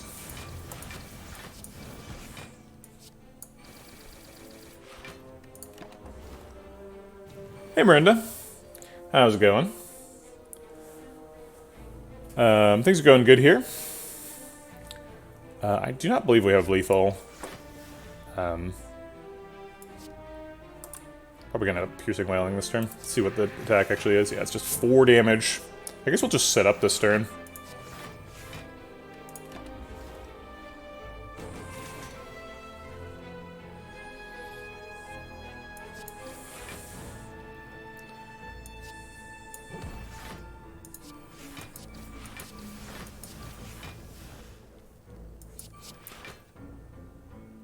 Yeah, shift decks are fun.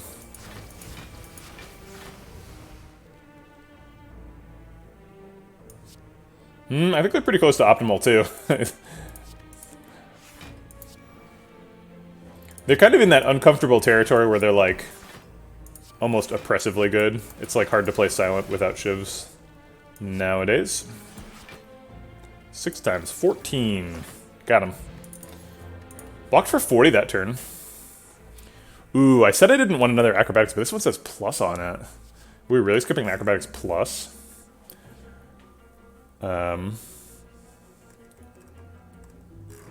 19 card deck with 1, 2, 3, 4, 5, 6, 7, 7 non-permanent cards, so it's still 12 cards.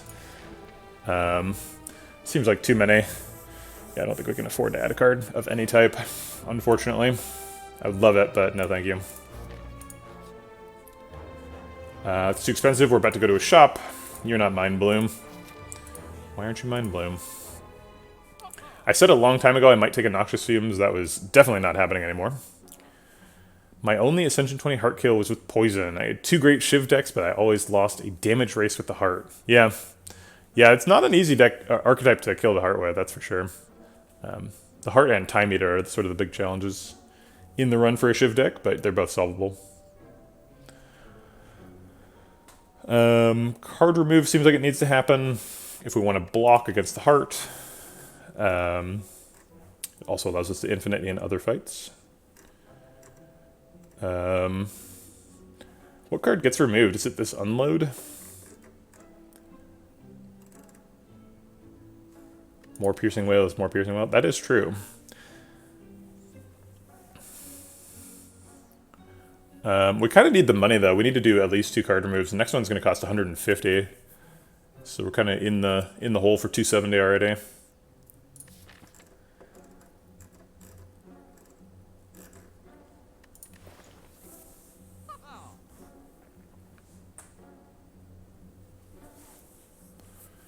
I kind of can't lose my only source of weak against the heart, though. I need that. So, like, can't lose this. I guess it's Unload. Unload seems so good. Maybe it's Blade Dance minus? No, that feels really weird. Playing 2 Blade Dances a turn has been pretty good. Maybe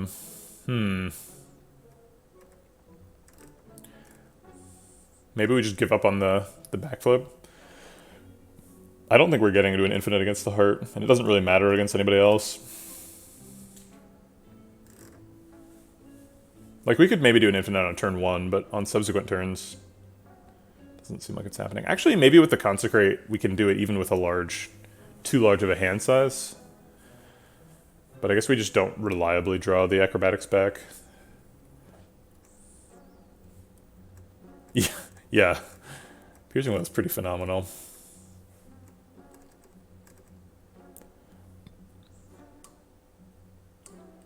I should have picked up that Noxious Fumes, because then I wouldn't feel that bad removing the Neutralize now.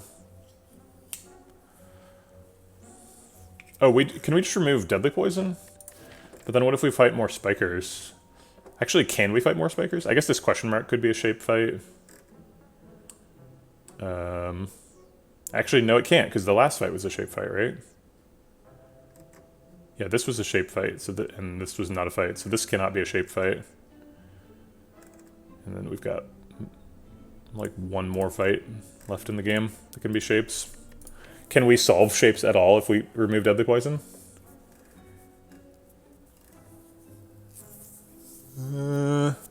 Yeah, we should be able to, right? We should be able to, like, backflip acrobatics our way out of it. Alright. Alright, I'm gonna save the rest of the money. We need to get that other card removed. Ghost in a Jar is tempting.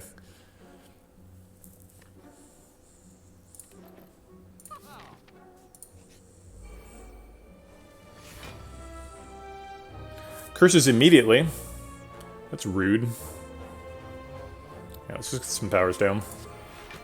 Oh wait, we should play Glass Knife while we have Akabiko and he's tangible. Take 40. This is an extremely good deck to kill him while he's intangible. It's a Shiv deck and we have the boot.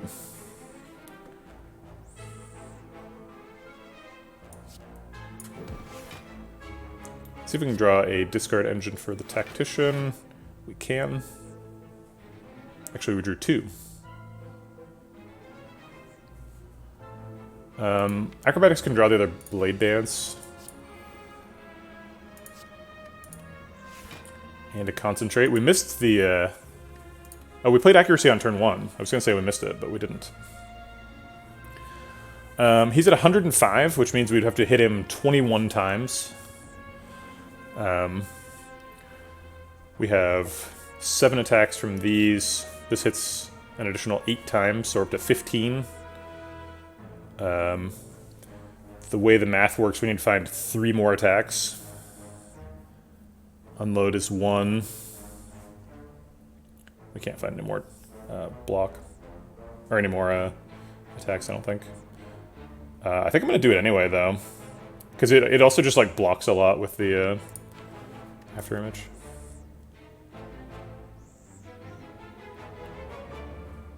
But if we hold it, then we can kill him next turn. Can we just block with, like, Piercing Wail, Survivor, and stuff? Not very effectively.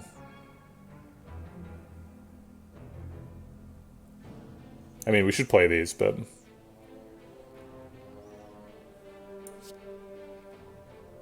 Alright, I'm gonna play Survivor last. I'm gonna play Everclear in the hand.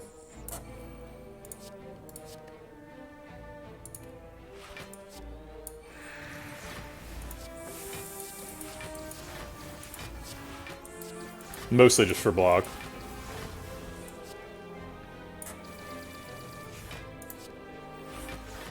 Alright, look at that exact block, too. I just wanted the max block. Turns out the max was exact.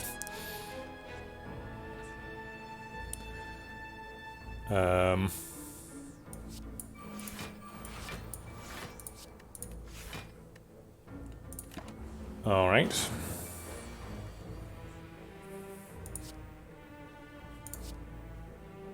I guess we just set up this turn. Oh, we definitely have lethal though, right? This is, yeah, this is 6 attacks. Okay, so it doesn't matter what we do. Get booted. Got kunai. Well, that makes the Survivor and Backflip look quite a bit different. We don't need these. Might take that dodge and roll back now, though. This is probably our last chance for Mind Bloom here. Yeah, floor 43, I think, is the max for Mind Bloom. Too bad. Madnesses could make the infinite energy positive, which would make it damage positive, too, because then we could fit in other cards. I guess technically it is damage positive now with the Neutralize. That's going to be a real pain in the butt, though.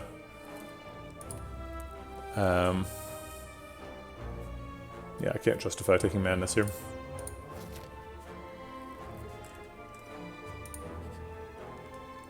Oh yeah, the curse would have been removed. Yeah, that's true.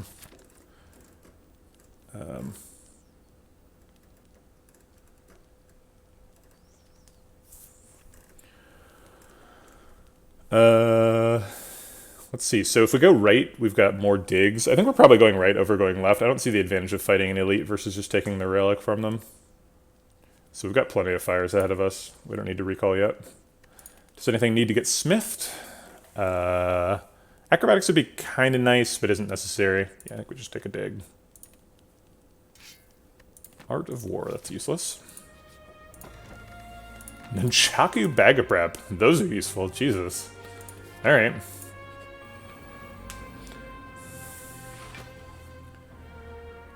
I see Acro Tactician. Probably gonna unload one of the daggers and kill the other with some other source.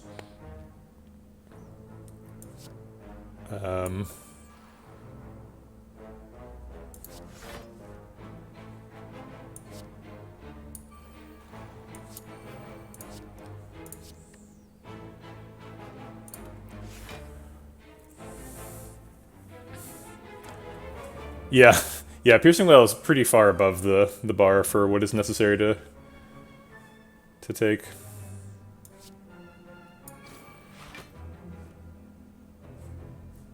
Ooh,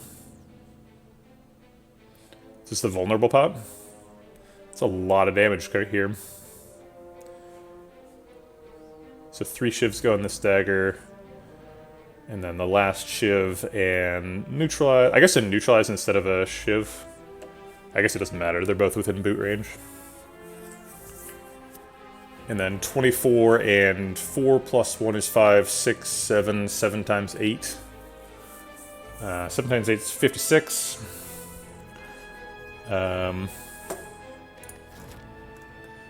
We aren't really getting any more potions before the boss, though, and we're going to heal. So if we take a little bit of damage in this fight, that's fine.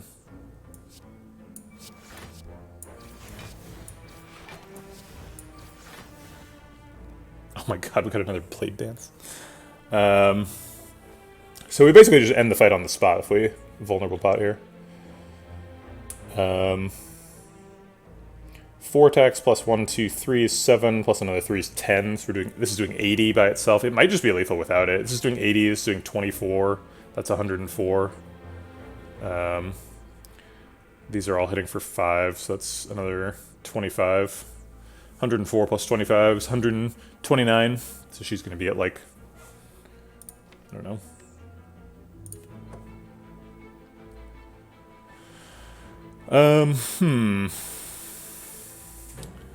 So she's going to be at what, 15? Doesn't look like we're drawing 15 damage. But it just takes one blade dance and we're there. We draw 6 cards. If we take a bunch of damage though next turn, I'm going to be really sad.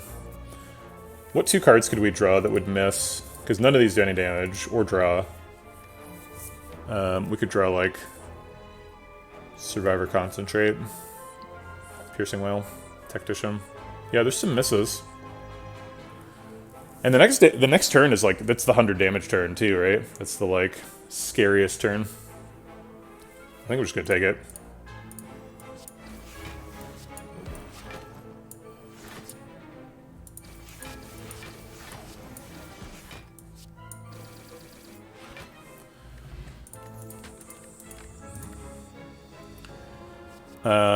Heal Hook would make the infinite damage positive. Kind of unnecessary, adds a card to the deck. So I think no.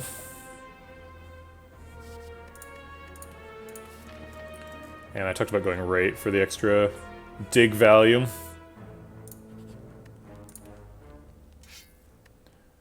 Tingsha, okay. Apologies to the ear users. Next card remove costs 150. We got that pretty comfortably. So we can spend, we can buy 3 potions here. Yeah. I think we want the potions. The boss run is not free, although we do have Pantograph. These are kind of bad. Probably Dexpot Power Pot. Dexpot's pretty good. We do have a Kunai, but it kind of accelerates our scaling. Actually, it might be Dexpot Fire Pot. Being able to assassinate a cultist on turn 1 makes some sense. Nah, we've got so much damage. We can take a Power Pot. Power Pot and hold it for the first, or for the second boss fight. Dig or recall here probably doesn't matter. I think I'm going to dig just to make sure we're strong during this fight. Or as strong as possible. Sundial. Well, now we're energy positive.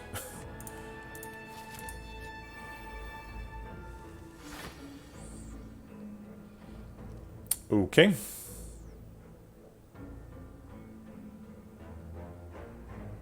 It'd be nice to do some damage this turn.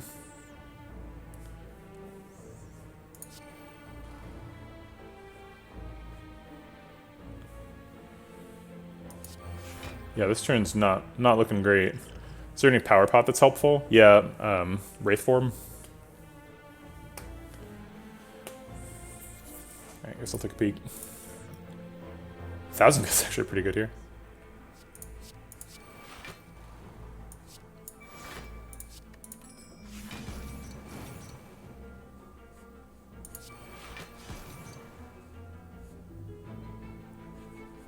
I just can't play these. These are too good.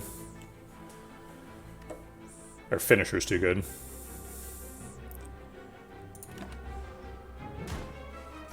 Still within pantograph range, not a disaster.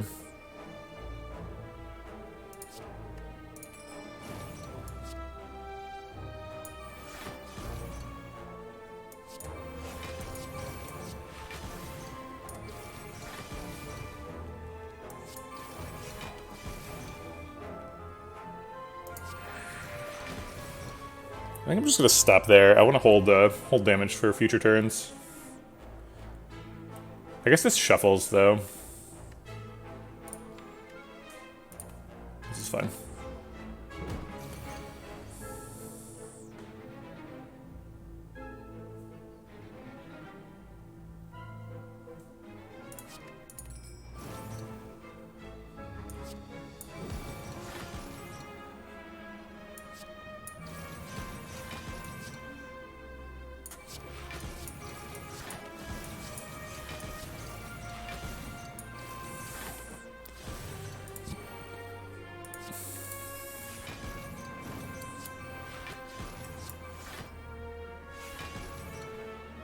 That looks like a pretty good setup.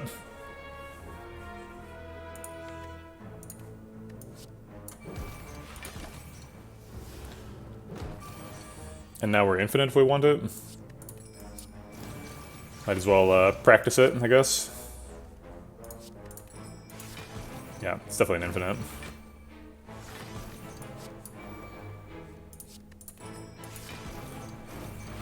Okay. And with Sundial... Okay, so what do we want to set up Sundial on 2...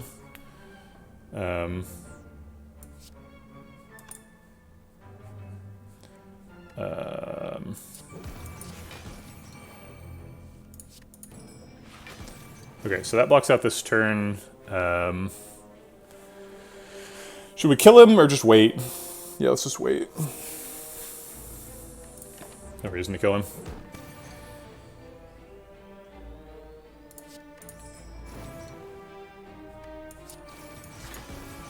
We should end turns with acrobatics in hand, though, because we could have missed there.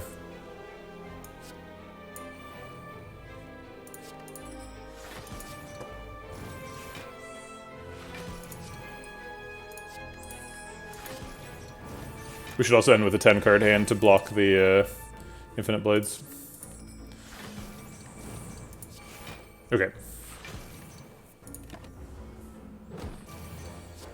Oh, it goes into the discard pile? I didn't know that. So we can still miss here. We can miss backflip. I mean, we have the damage that we need. I guess we just take the damage then, because Sundial's set up, so we can just not draw cards here.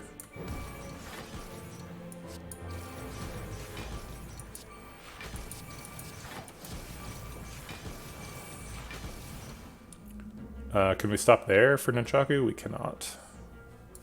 Should have stopped one card earlier and played Finisher, because that would have gotten there.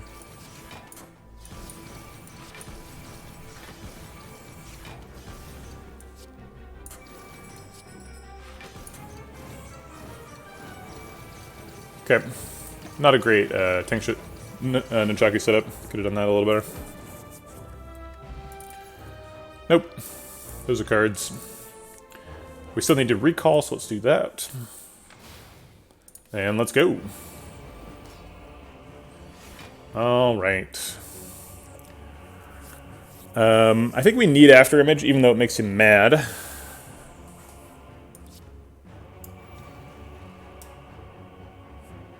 Do we drink the deck spot in this fight, or is that for future fight?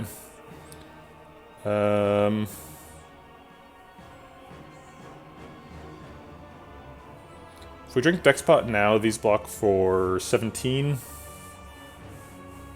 Oh wait, they block for 19. They currently block for 9 plus 6 is 15, so they just block out right now.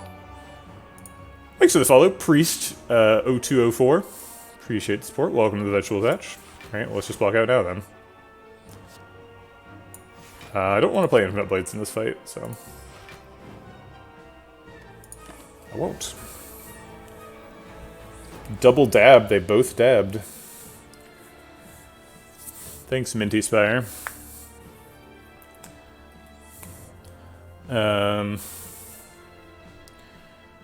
We probably don't need tools to trade in the first phase of this fight.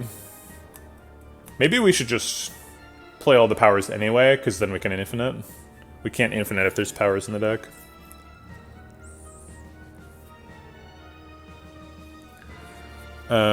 Yeah. That is true. I think our biggest problem this turn is that there are cultists that are alive. And let's make them dead.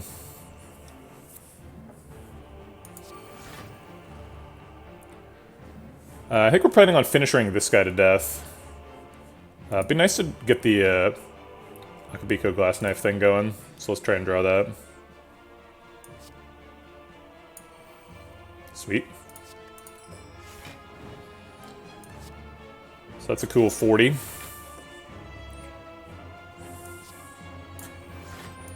Finish him off with the shivs.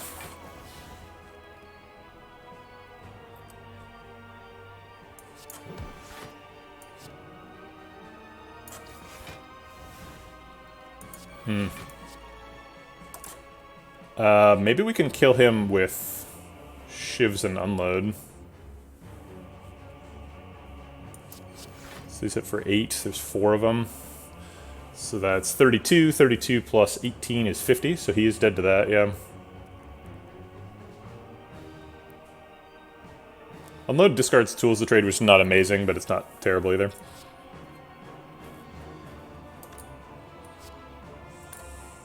It discards the rest of the hand, so we start with 0.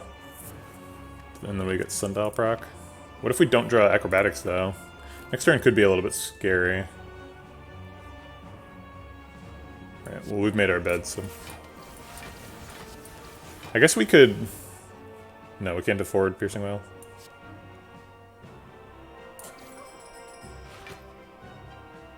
Ooh, we accidentally shuffled without finisher there. I wasn't thinking about that.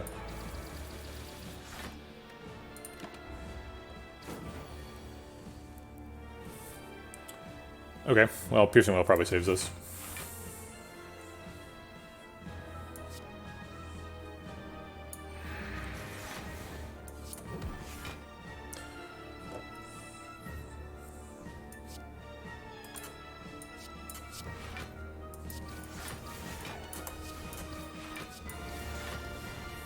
And Glass Knife for the Kunai proc, sure.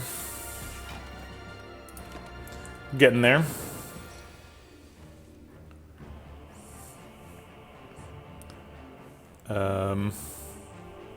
Can we infinite this turn? So to start with tools and then acrobatics and hope we draw a backflip. Seems like we probably can't, but we might as well take a shot at it.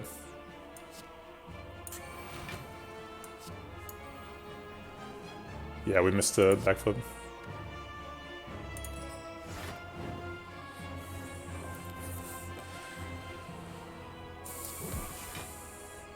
Okay, need to play a bunch of other stuff to block out.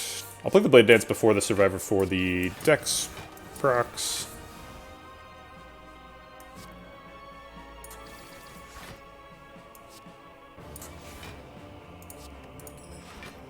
Okay.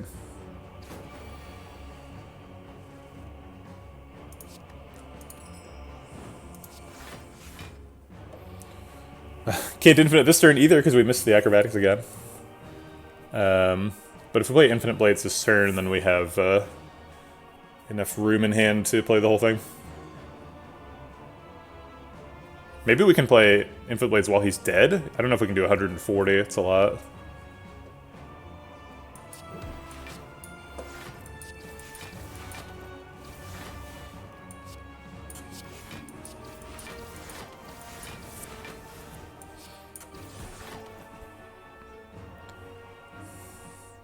Well, whatever. We've got Infinite Blades for the block out.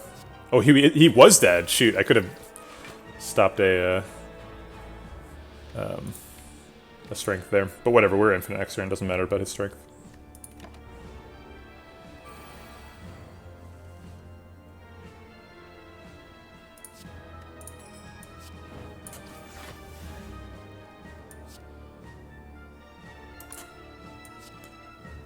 This draws the deck, and we do the thing. Okay.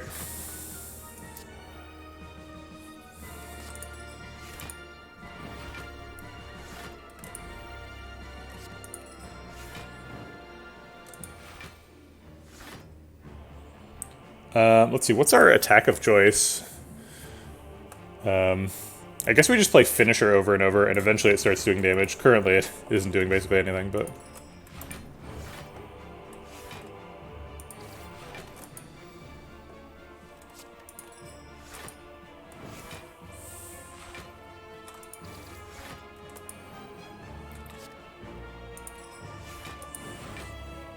Okay. Generating absurd amounts of block.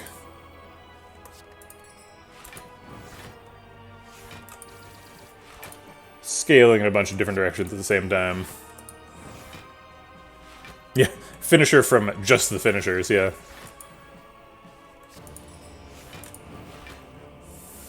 I like how Finisher geometrically scales if you play it repeatedly. It's nice. Okay, it's pretty quick too. That's gonna be effective against Time Eater. Okay, we didn't fight him. Doesn't matter. Ooh, Survivor hits Tactician right away. Do we want to deck spot this turn? Doesn't seem like we need it. Could have done a better Nunchaku setup there again. How much decks did we end up with? I wasn't watching. Kunai has given us 21. Probably most of it in that fight. So we're at block 10. We need to get to 24. We need to make up 14. We get 13 currently. That's enough to proc our Centennial Puzzle perfectly, which sounds nice. Let's see what we can draw. Getting the old glass knife Akabiko thing going. We have an infinite, so presumably Deca is more important than Donu. Just to avoid those dazes. So let's go after Deca first. Oh, we're gonna overdraw. So Centennial Puzzle draws... Sorry, Centennial Puzzle draws 3. Neutralize, or we have 2 in hand, 2 plus 3 is 5, and then we've got Infinite Blades, and we draw 5 for the turn, so we can play the Neutralize to make some room. Hold 1 card. Okay. Piercing Wail basically does nothing this fight, so let's just pitch that. And block this turn with double after image and some shivs.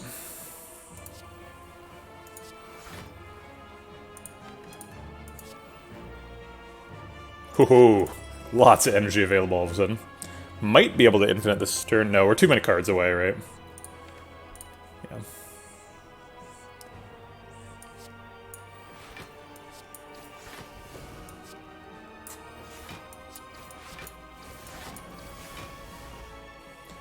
Let's see, we want to hold 4 cards, ideally.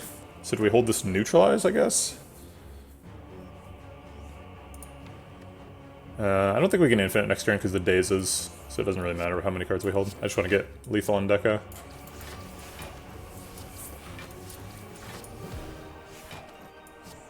Do we play Unload then?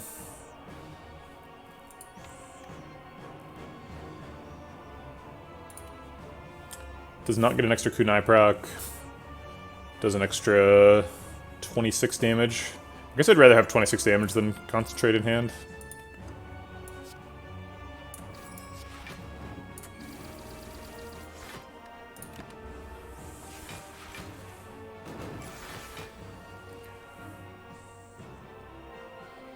I don't mind redrawing that.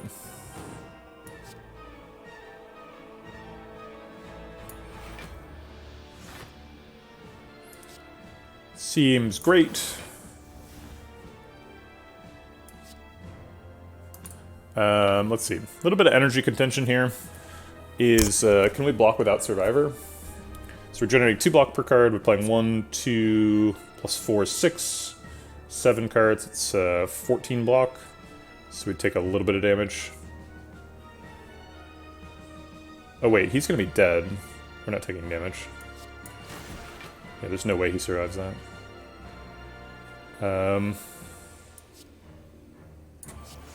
This is 8 times 4, that's 32. A little bit off, so we're gonna kill him with the finisher instead.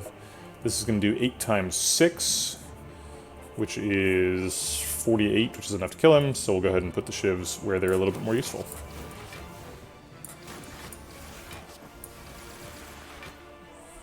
Okay.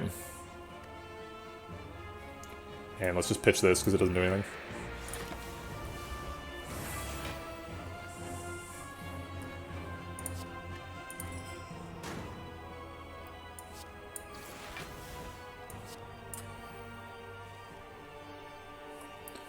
For some reason, the art for Finisher and the art for Tactician look similar in my mind. I'm not sure what looks similar about these, but I keep thinking, oh, I'll just discard this Tactician. Maybe I should turn off the beta art. It just looks way cooler, though. I like the beta art. I guess there's no reason not to... Oh, I'll just discard that one, but I don't think we're playing that this turn.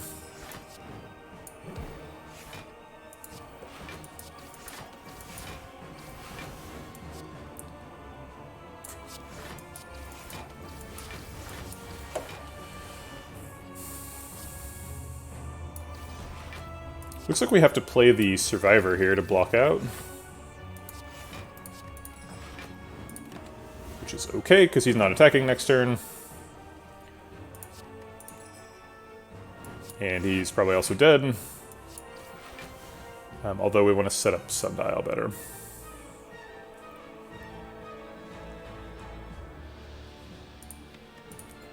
We want to hold 4 cards, ideally. So we'll just play Survivor or something.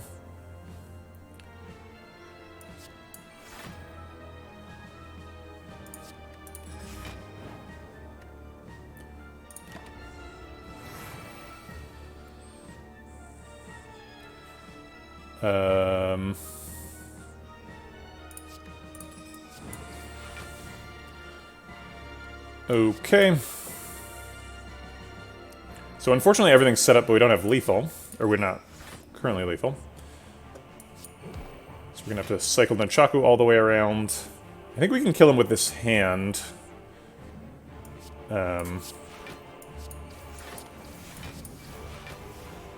Yeah, playing the max attacks we can is unfortunately not too many.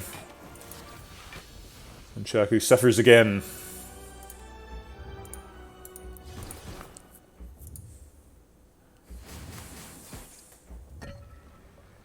Nunchaku is not the most important thing to set up, right? Because we can play a lot of attacks every turn. Smith versus Dig here.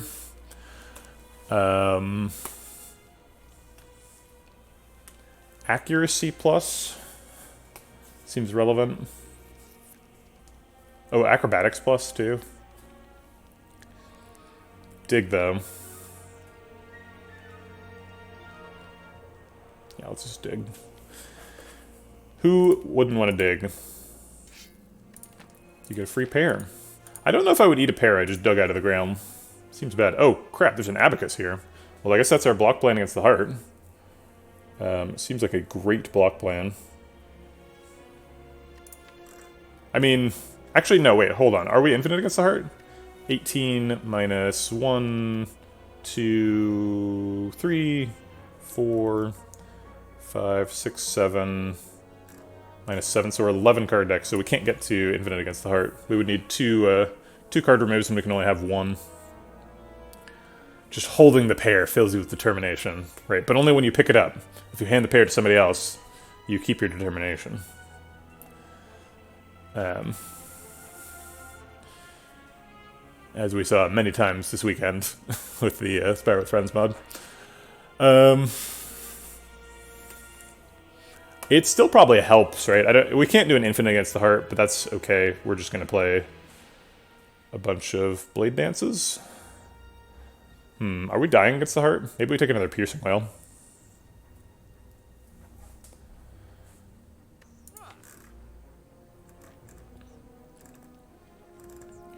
Yeah, not getting any block from these after images is going to be rough.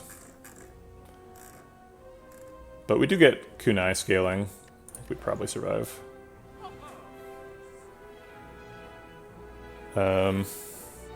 Maybe if we can combo on turn 1, then we could generate a bunch of decks and hold it, but that's not going to happen, is it? Because comboing a turn 1 is not very realistic. Yeah, I think we just take the Abacus anyway. It's just going to generate a lot of block. I don't know exactly how, but... I mean, it's not going to generate infinite block. It's going to generate a lot, though. It's still like a probabilistic infinite, like, with the concentrate and the card draw. I think we'll get there.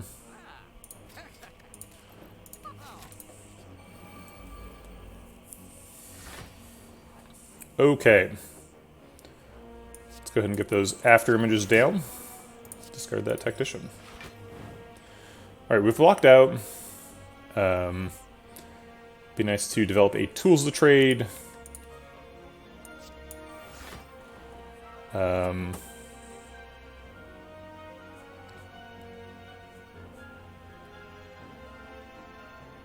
of want the extra energy from Art of War next turn, so I don't want to play Glass Knife or Neutralize. If we play Backflip, we overdraw, so I guess we're just done there. No reason to play Survivor.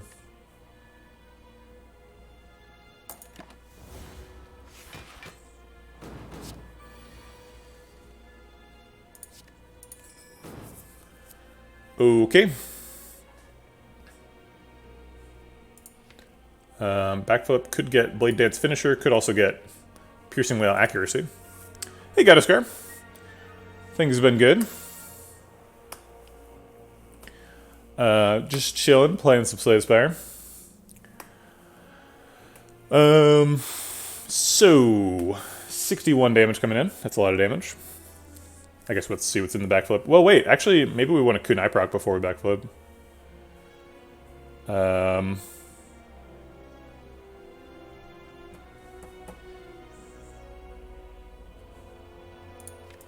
Yeah.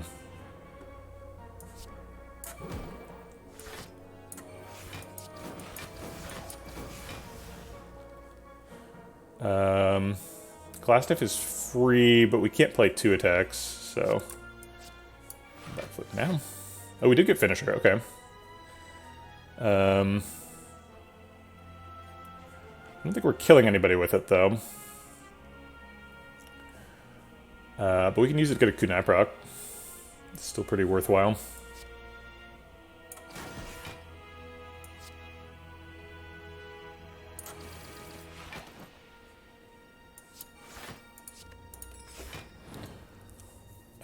Concentrate lets us play 2 more cards, which blocks for 4, I guess.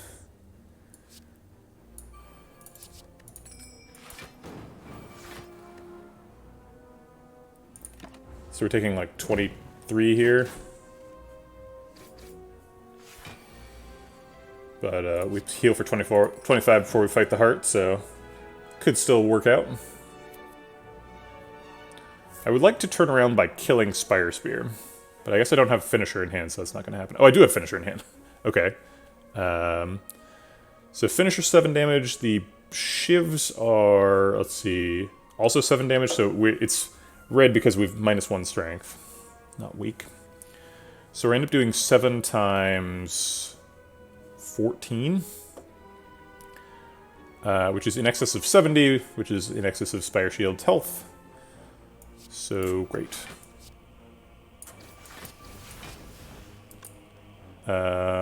Crap, this one is going to hit for...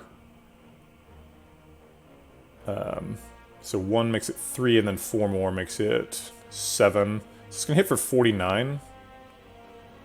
Is that M&M? I'd like M&M, but no, this is not M&M. This is a promotional t-shirt for the game that Ectra made previous to Torchlight 3, which I can't remember the name of. Hob? Oh, wait, I don't think this is for Hob. I don't know what this is for. It's a promotional t-shirt. But it's for something that I'm not able to identify. which is exactly the sort of thing that the chief executive of that company was very irritated about.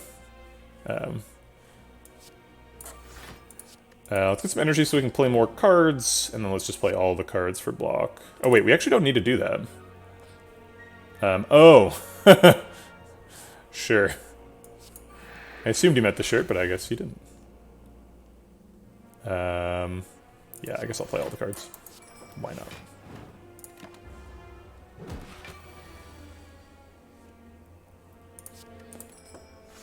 Might be able to kill him this turn, even with the armor. Don't really need to, because we've blocked out already. But it would be fun to do it. Alright, let's try to get really good setups for the heart. We can't get infinite because there's 2 burns in the deck. Kind of useful practice for our heart infinite, though, because heart will also give us 2 permanent status cards. So this is kind of how the heart fight will feel. Yeah, we just didn't draw a backflip. So we'll have to go next turn.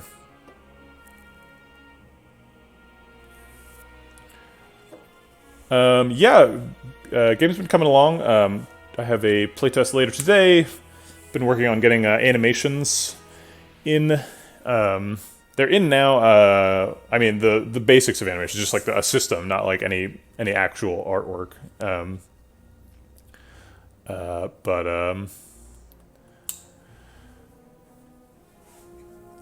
Let's see. There's currently the system like animates when people move, and it also animates people into and out of existence. But the into and out of existence is just it's just a switch. There's no like alpha blending or anything, so it's really awkward that you like wait for an animation that looks like just nothing's happening, and then somebody pops into existence at the end of it. That's my current bug I'm gonna solve today. Ideally before the playtest, but maybe not. I guess I want to hold 4 cards, is the only objective I have for this turn. So I'll just peel off the last artifact charge and survivor something.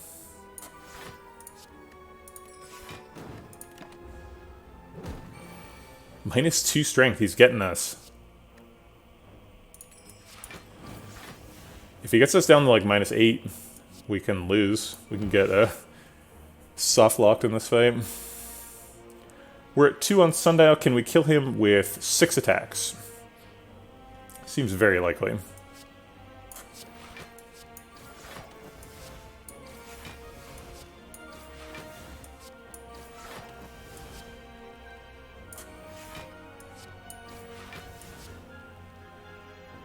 Cool. We got perfect heart setups. Bottled Flame is available. Corpse Explosion, notably not very effective against the heart. Adding new skills. Yes, tons of them. I've added like, there's like 12 skills in the game now. I think there's only like 5 when you play tested. Skills were never really the like benchmark. Most of the what paces the release is the tech more than anything else, and like UI. I could make 100 skills, but I'd rather make 20 good ones. Bottled Flame? On what? Glass Knife? There's a plan for it to come out this year. The original plan was early next year, so like January 2022. But I think I'm probably like at least 3 or 4 months behind that plan. Potentially more. So I'm working on it. It'll come out when it's done.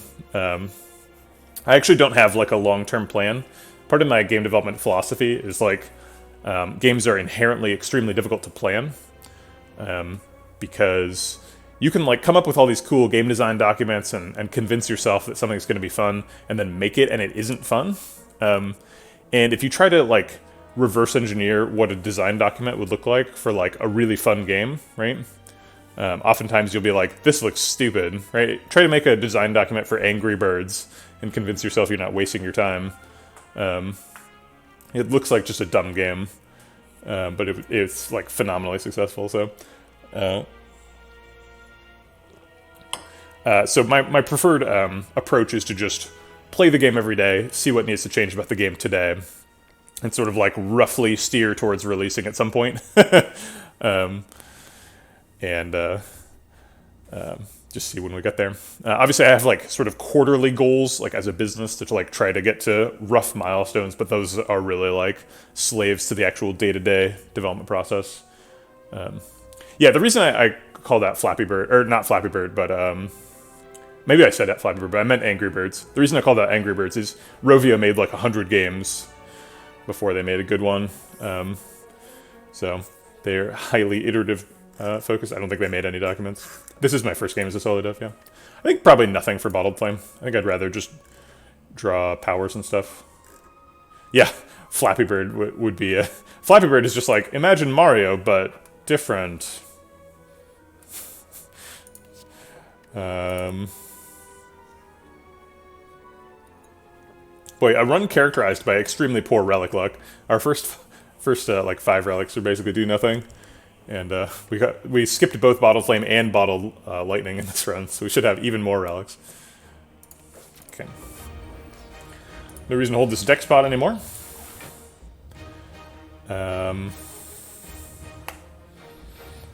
What are our objectives for turn 1 against the Heart? I mean, best case scenario would be damage capping and getting 1,000,000 decks, but what can we actually pull off here? I guess we want Acrobatics to hit Tactician so that we can play the most number of powers possible. So let's start with Backflip to give Acrobatics some room to run. Okay, there's the Tactician. Sweet. And now we've got 3 energy that we want to spend on powers, and we can, because there's 3 powers in hand. Seems like an okay start. If we play those 3, we remove 4 cards from hand. There's 5 cards left. That means we overdraw by 1.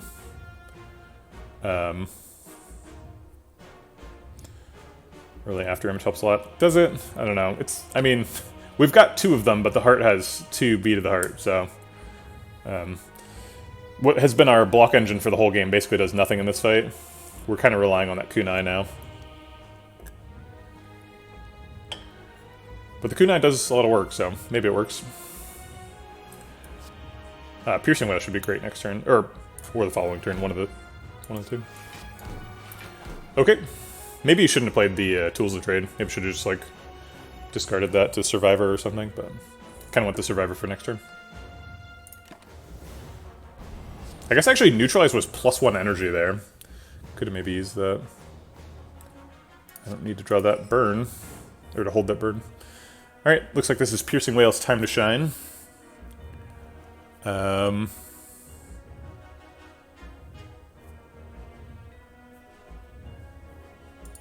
Haven't drawn the second after image, and we don't have any card draw in hand.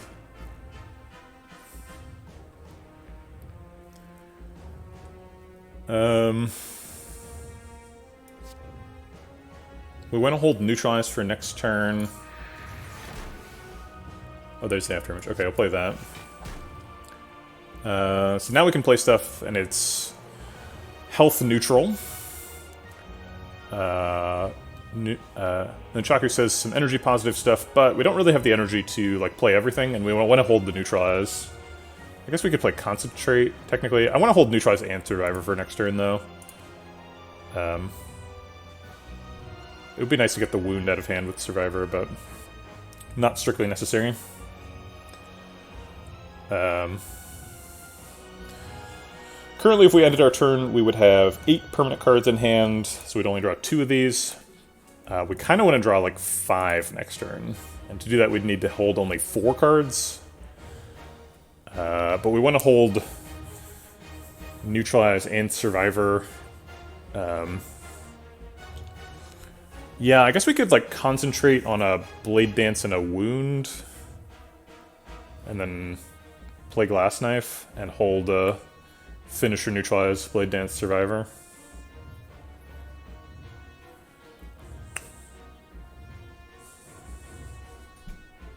Yeah, it's not incredible, but I guess it's probably our best play.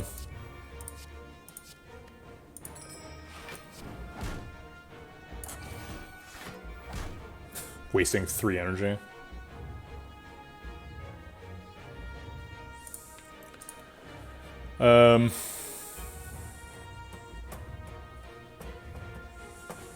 I guess there's actually no reason to hold this, right?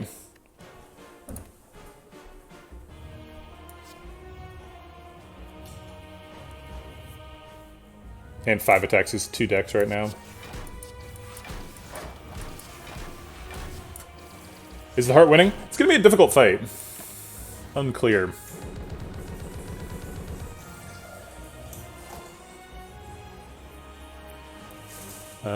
What do we not want to hold here? Probably unload. Or infinite blades. Infinite blades is pretty useless.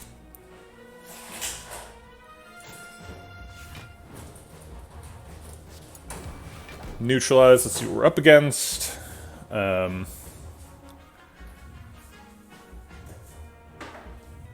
So we can Blade Dance Finisher, Slime Survivor, I guess. Are we surviving days? Feels like Unload needs to just hit for damage. We're a little bit desperate for damage. And we have to play Survivor, so I guess so.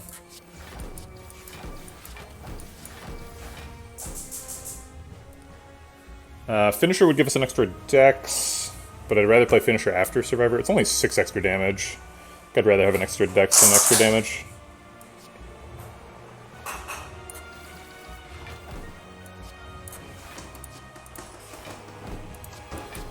Okay. Take a bunch.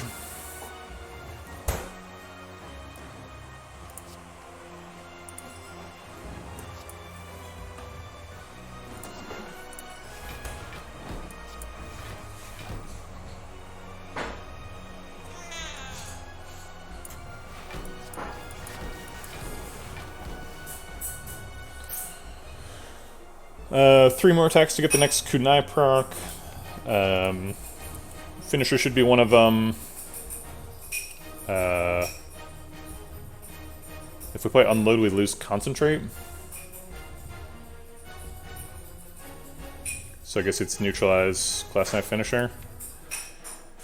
We're pretty unlikely to be able to weaken him next turn anyway, because he's getting artifact charges.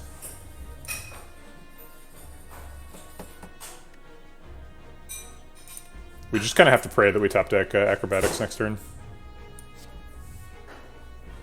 We are proccing Abacus, so that'll be nice.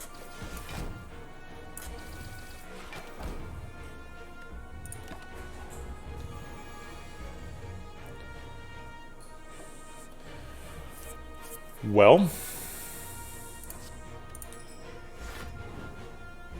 not looking amazing.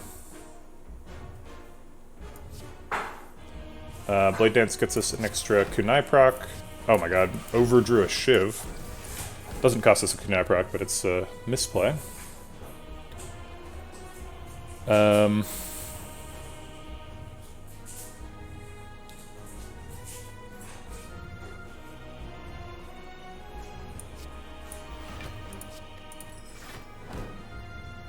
as well play Infinite Blades at this point. And hold these 3. We're exactly dead. Yeah. That's unfortunate.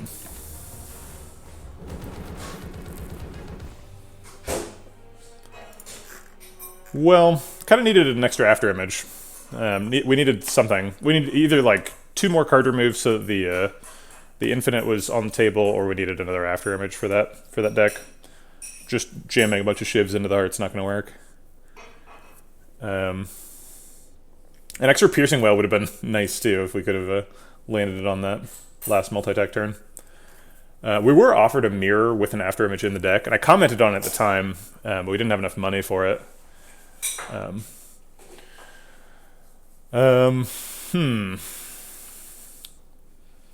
Yeah, I'm not sure what to say about this one. Even if just the Astrolabe had been a little better, could have been a couple of card removes from that. If our events had been better, we could have gotten card removes from that. If our Relic Luck had been better, we could have gotten more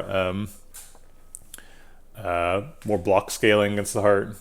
There's a lot of ways we could have walked away from this one, but we didn't really high roll anything. So we were in a position where it was tough to win. I don't know. It's definitely like there's a path through the seed for sure. We were super close, and it's hard to pin it on one individual thing, right? Because any number of things could have gone our way to get this deck going. Maybe we dug too much? I don't know. Maybe we didn't dig enough? It's really tough to say what went wrong here. We just needed a little bit of RNG in some direction. Yeah, exactly. You can't really just race the heart with shivs, right?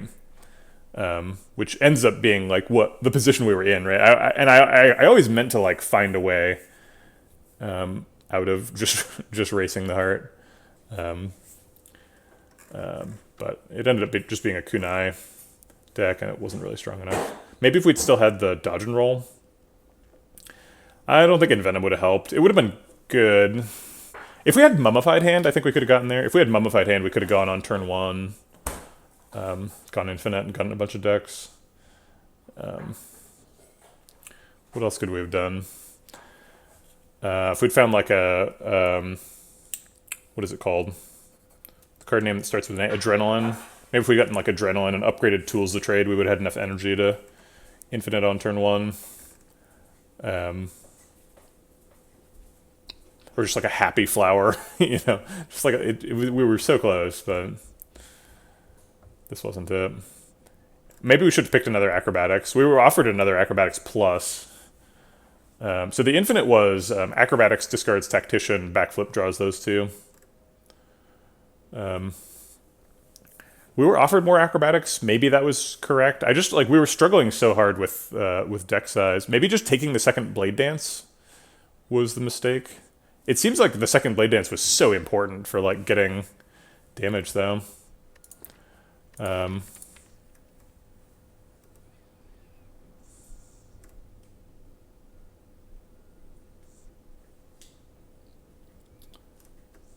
Yeah, tough to say what we messed up here, because there's not too many starting cards left. The only real like leftover cards are like Glass Knife and Neutralize.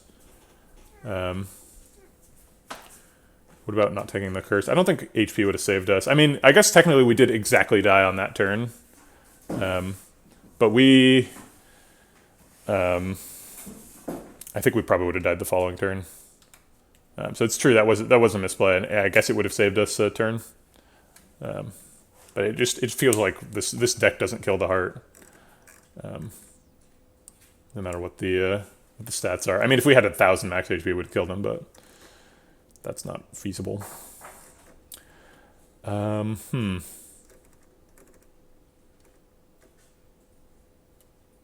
we're supposed to buy the Ghost in a Jar. Ghost in a Jar could have saved us like 40 health. Yeah, that was probably it. We were probably supposed to buy the Ghost in a Jar. We should have known by that point that we weren't going to go infinite, and that we just had to kind of hoof it through. And if we had a Ghost in a Jar, we could have blocked like 40 health there, and maybe we could have won that race with a Ghost.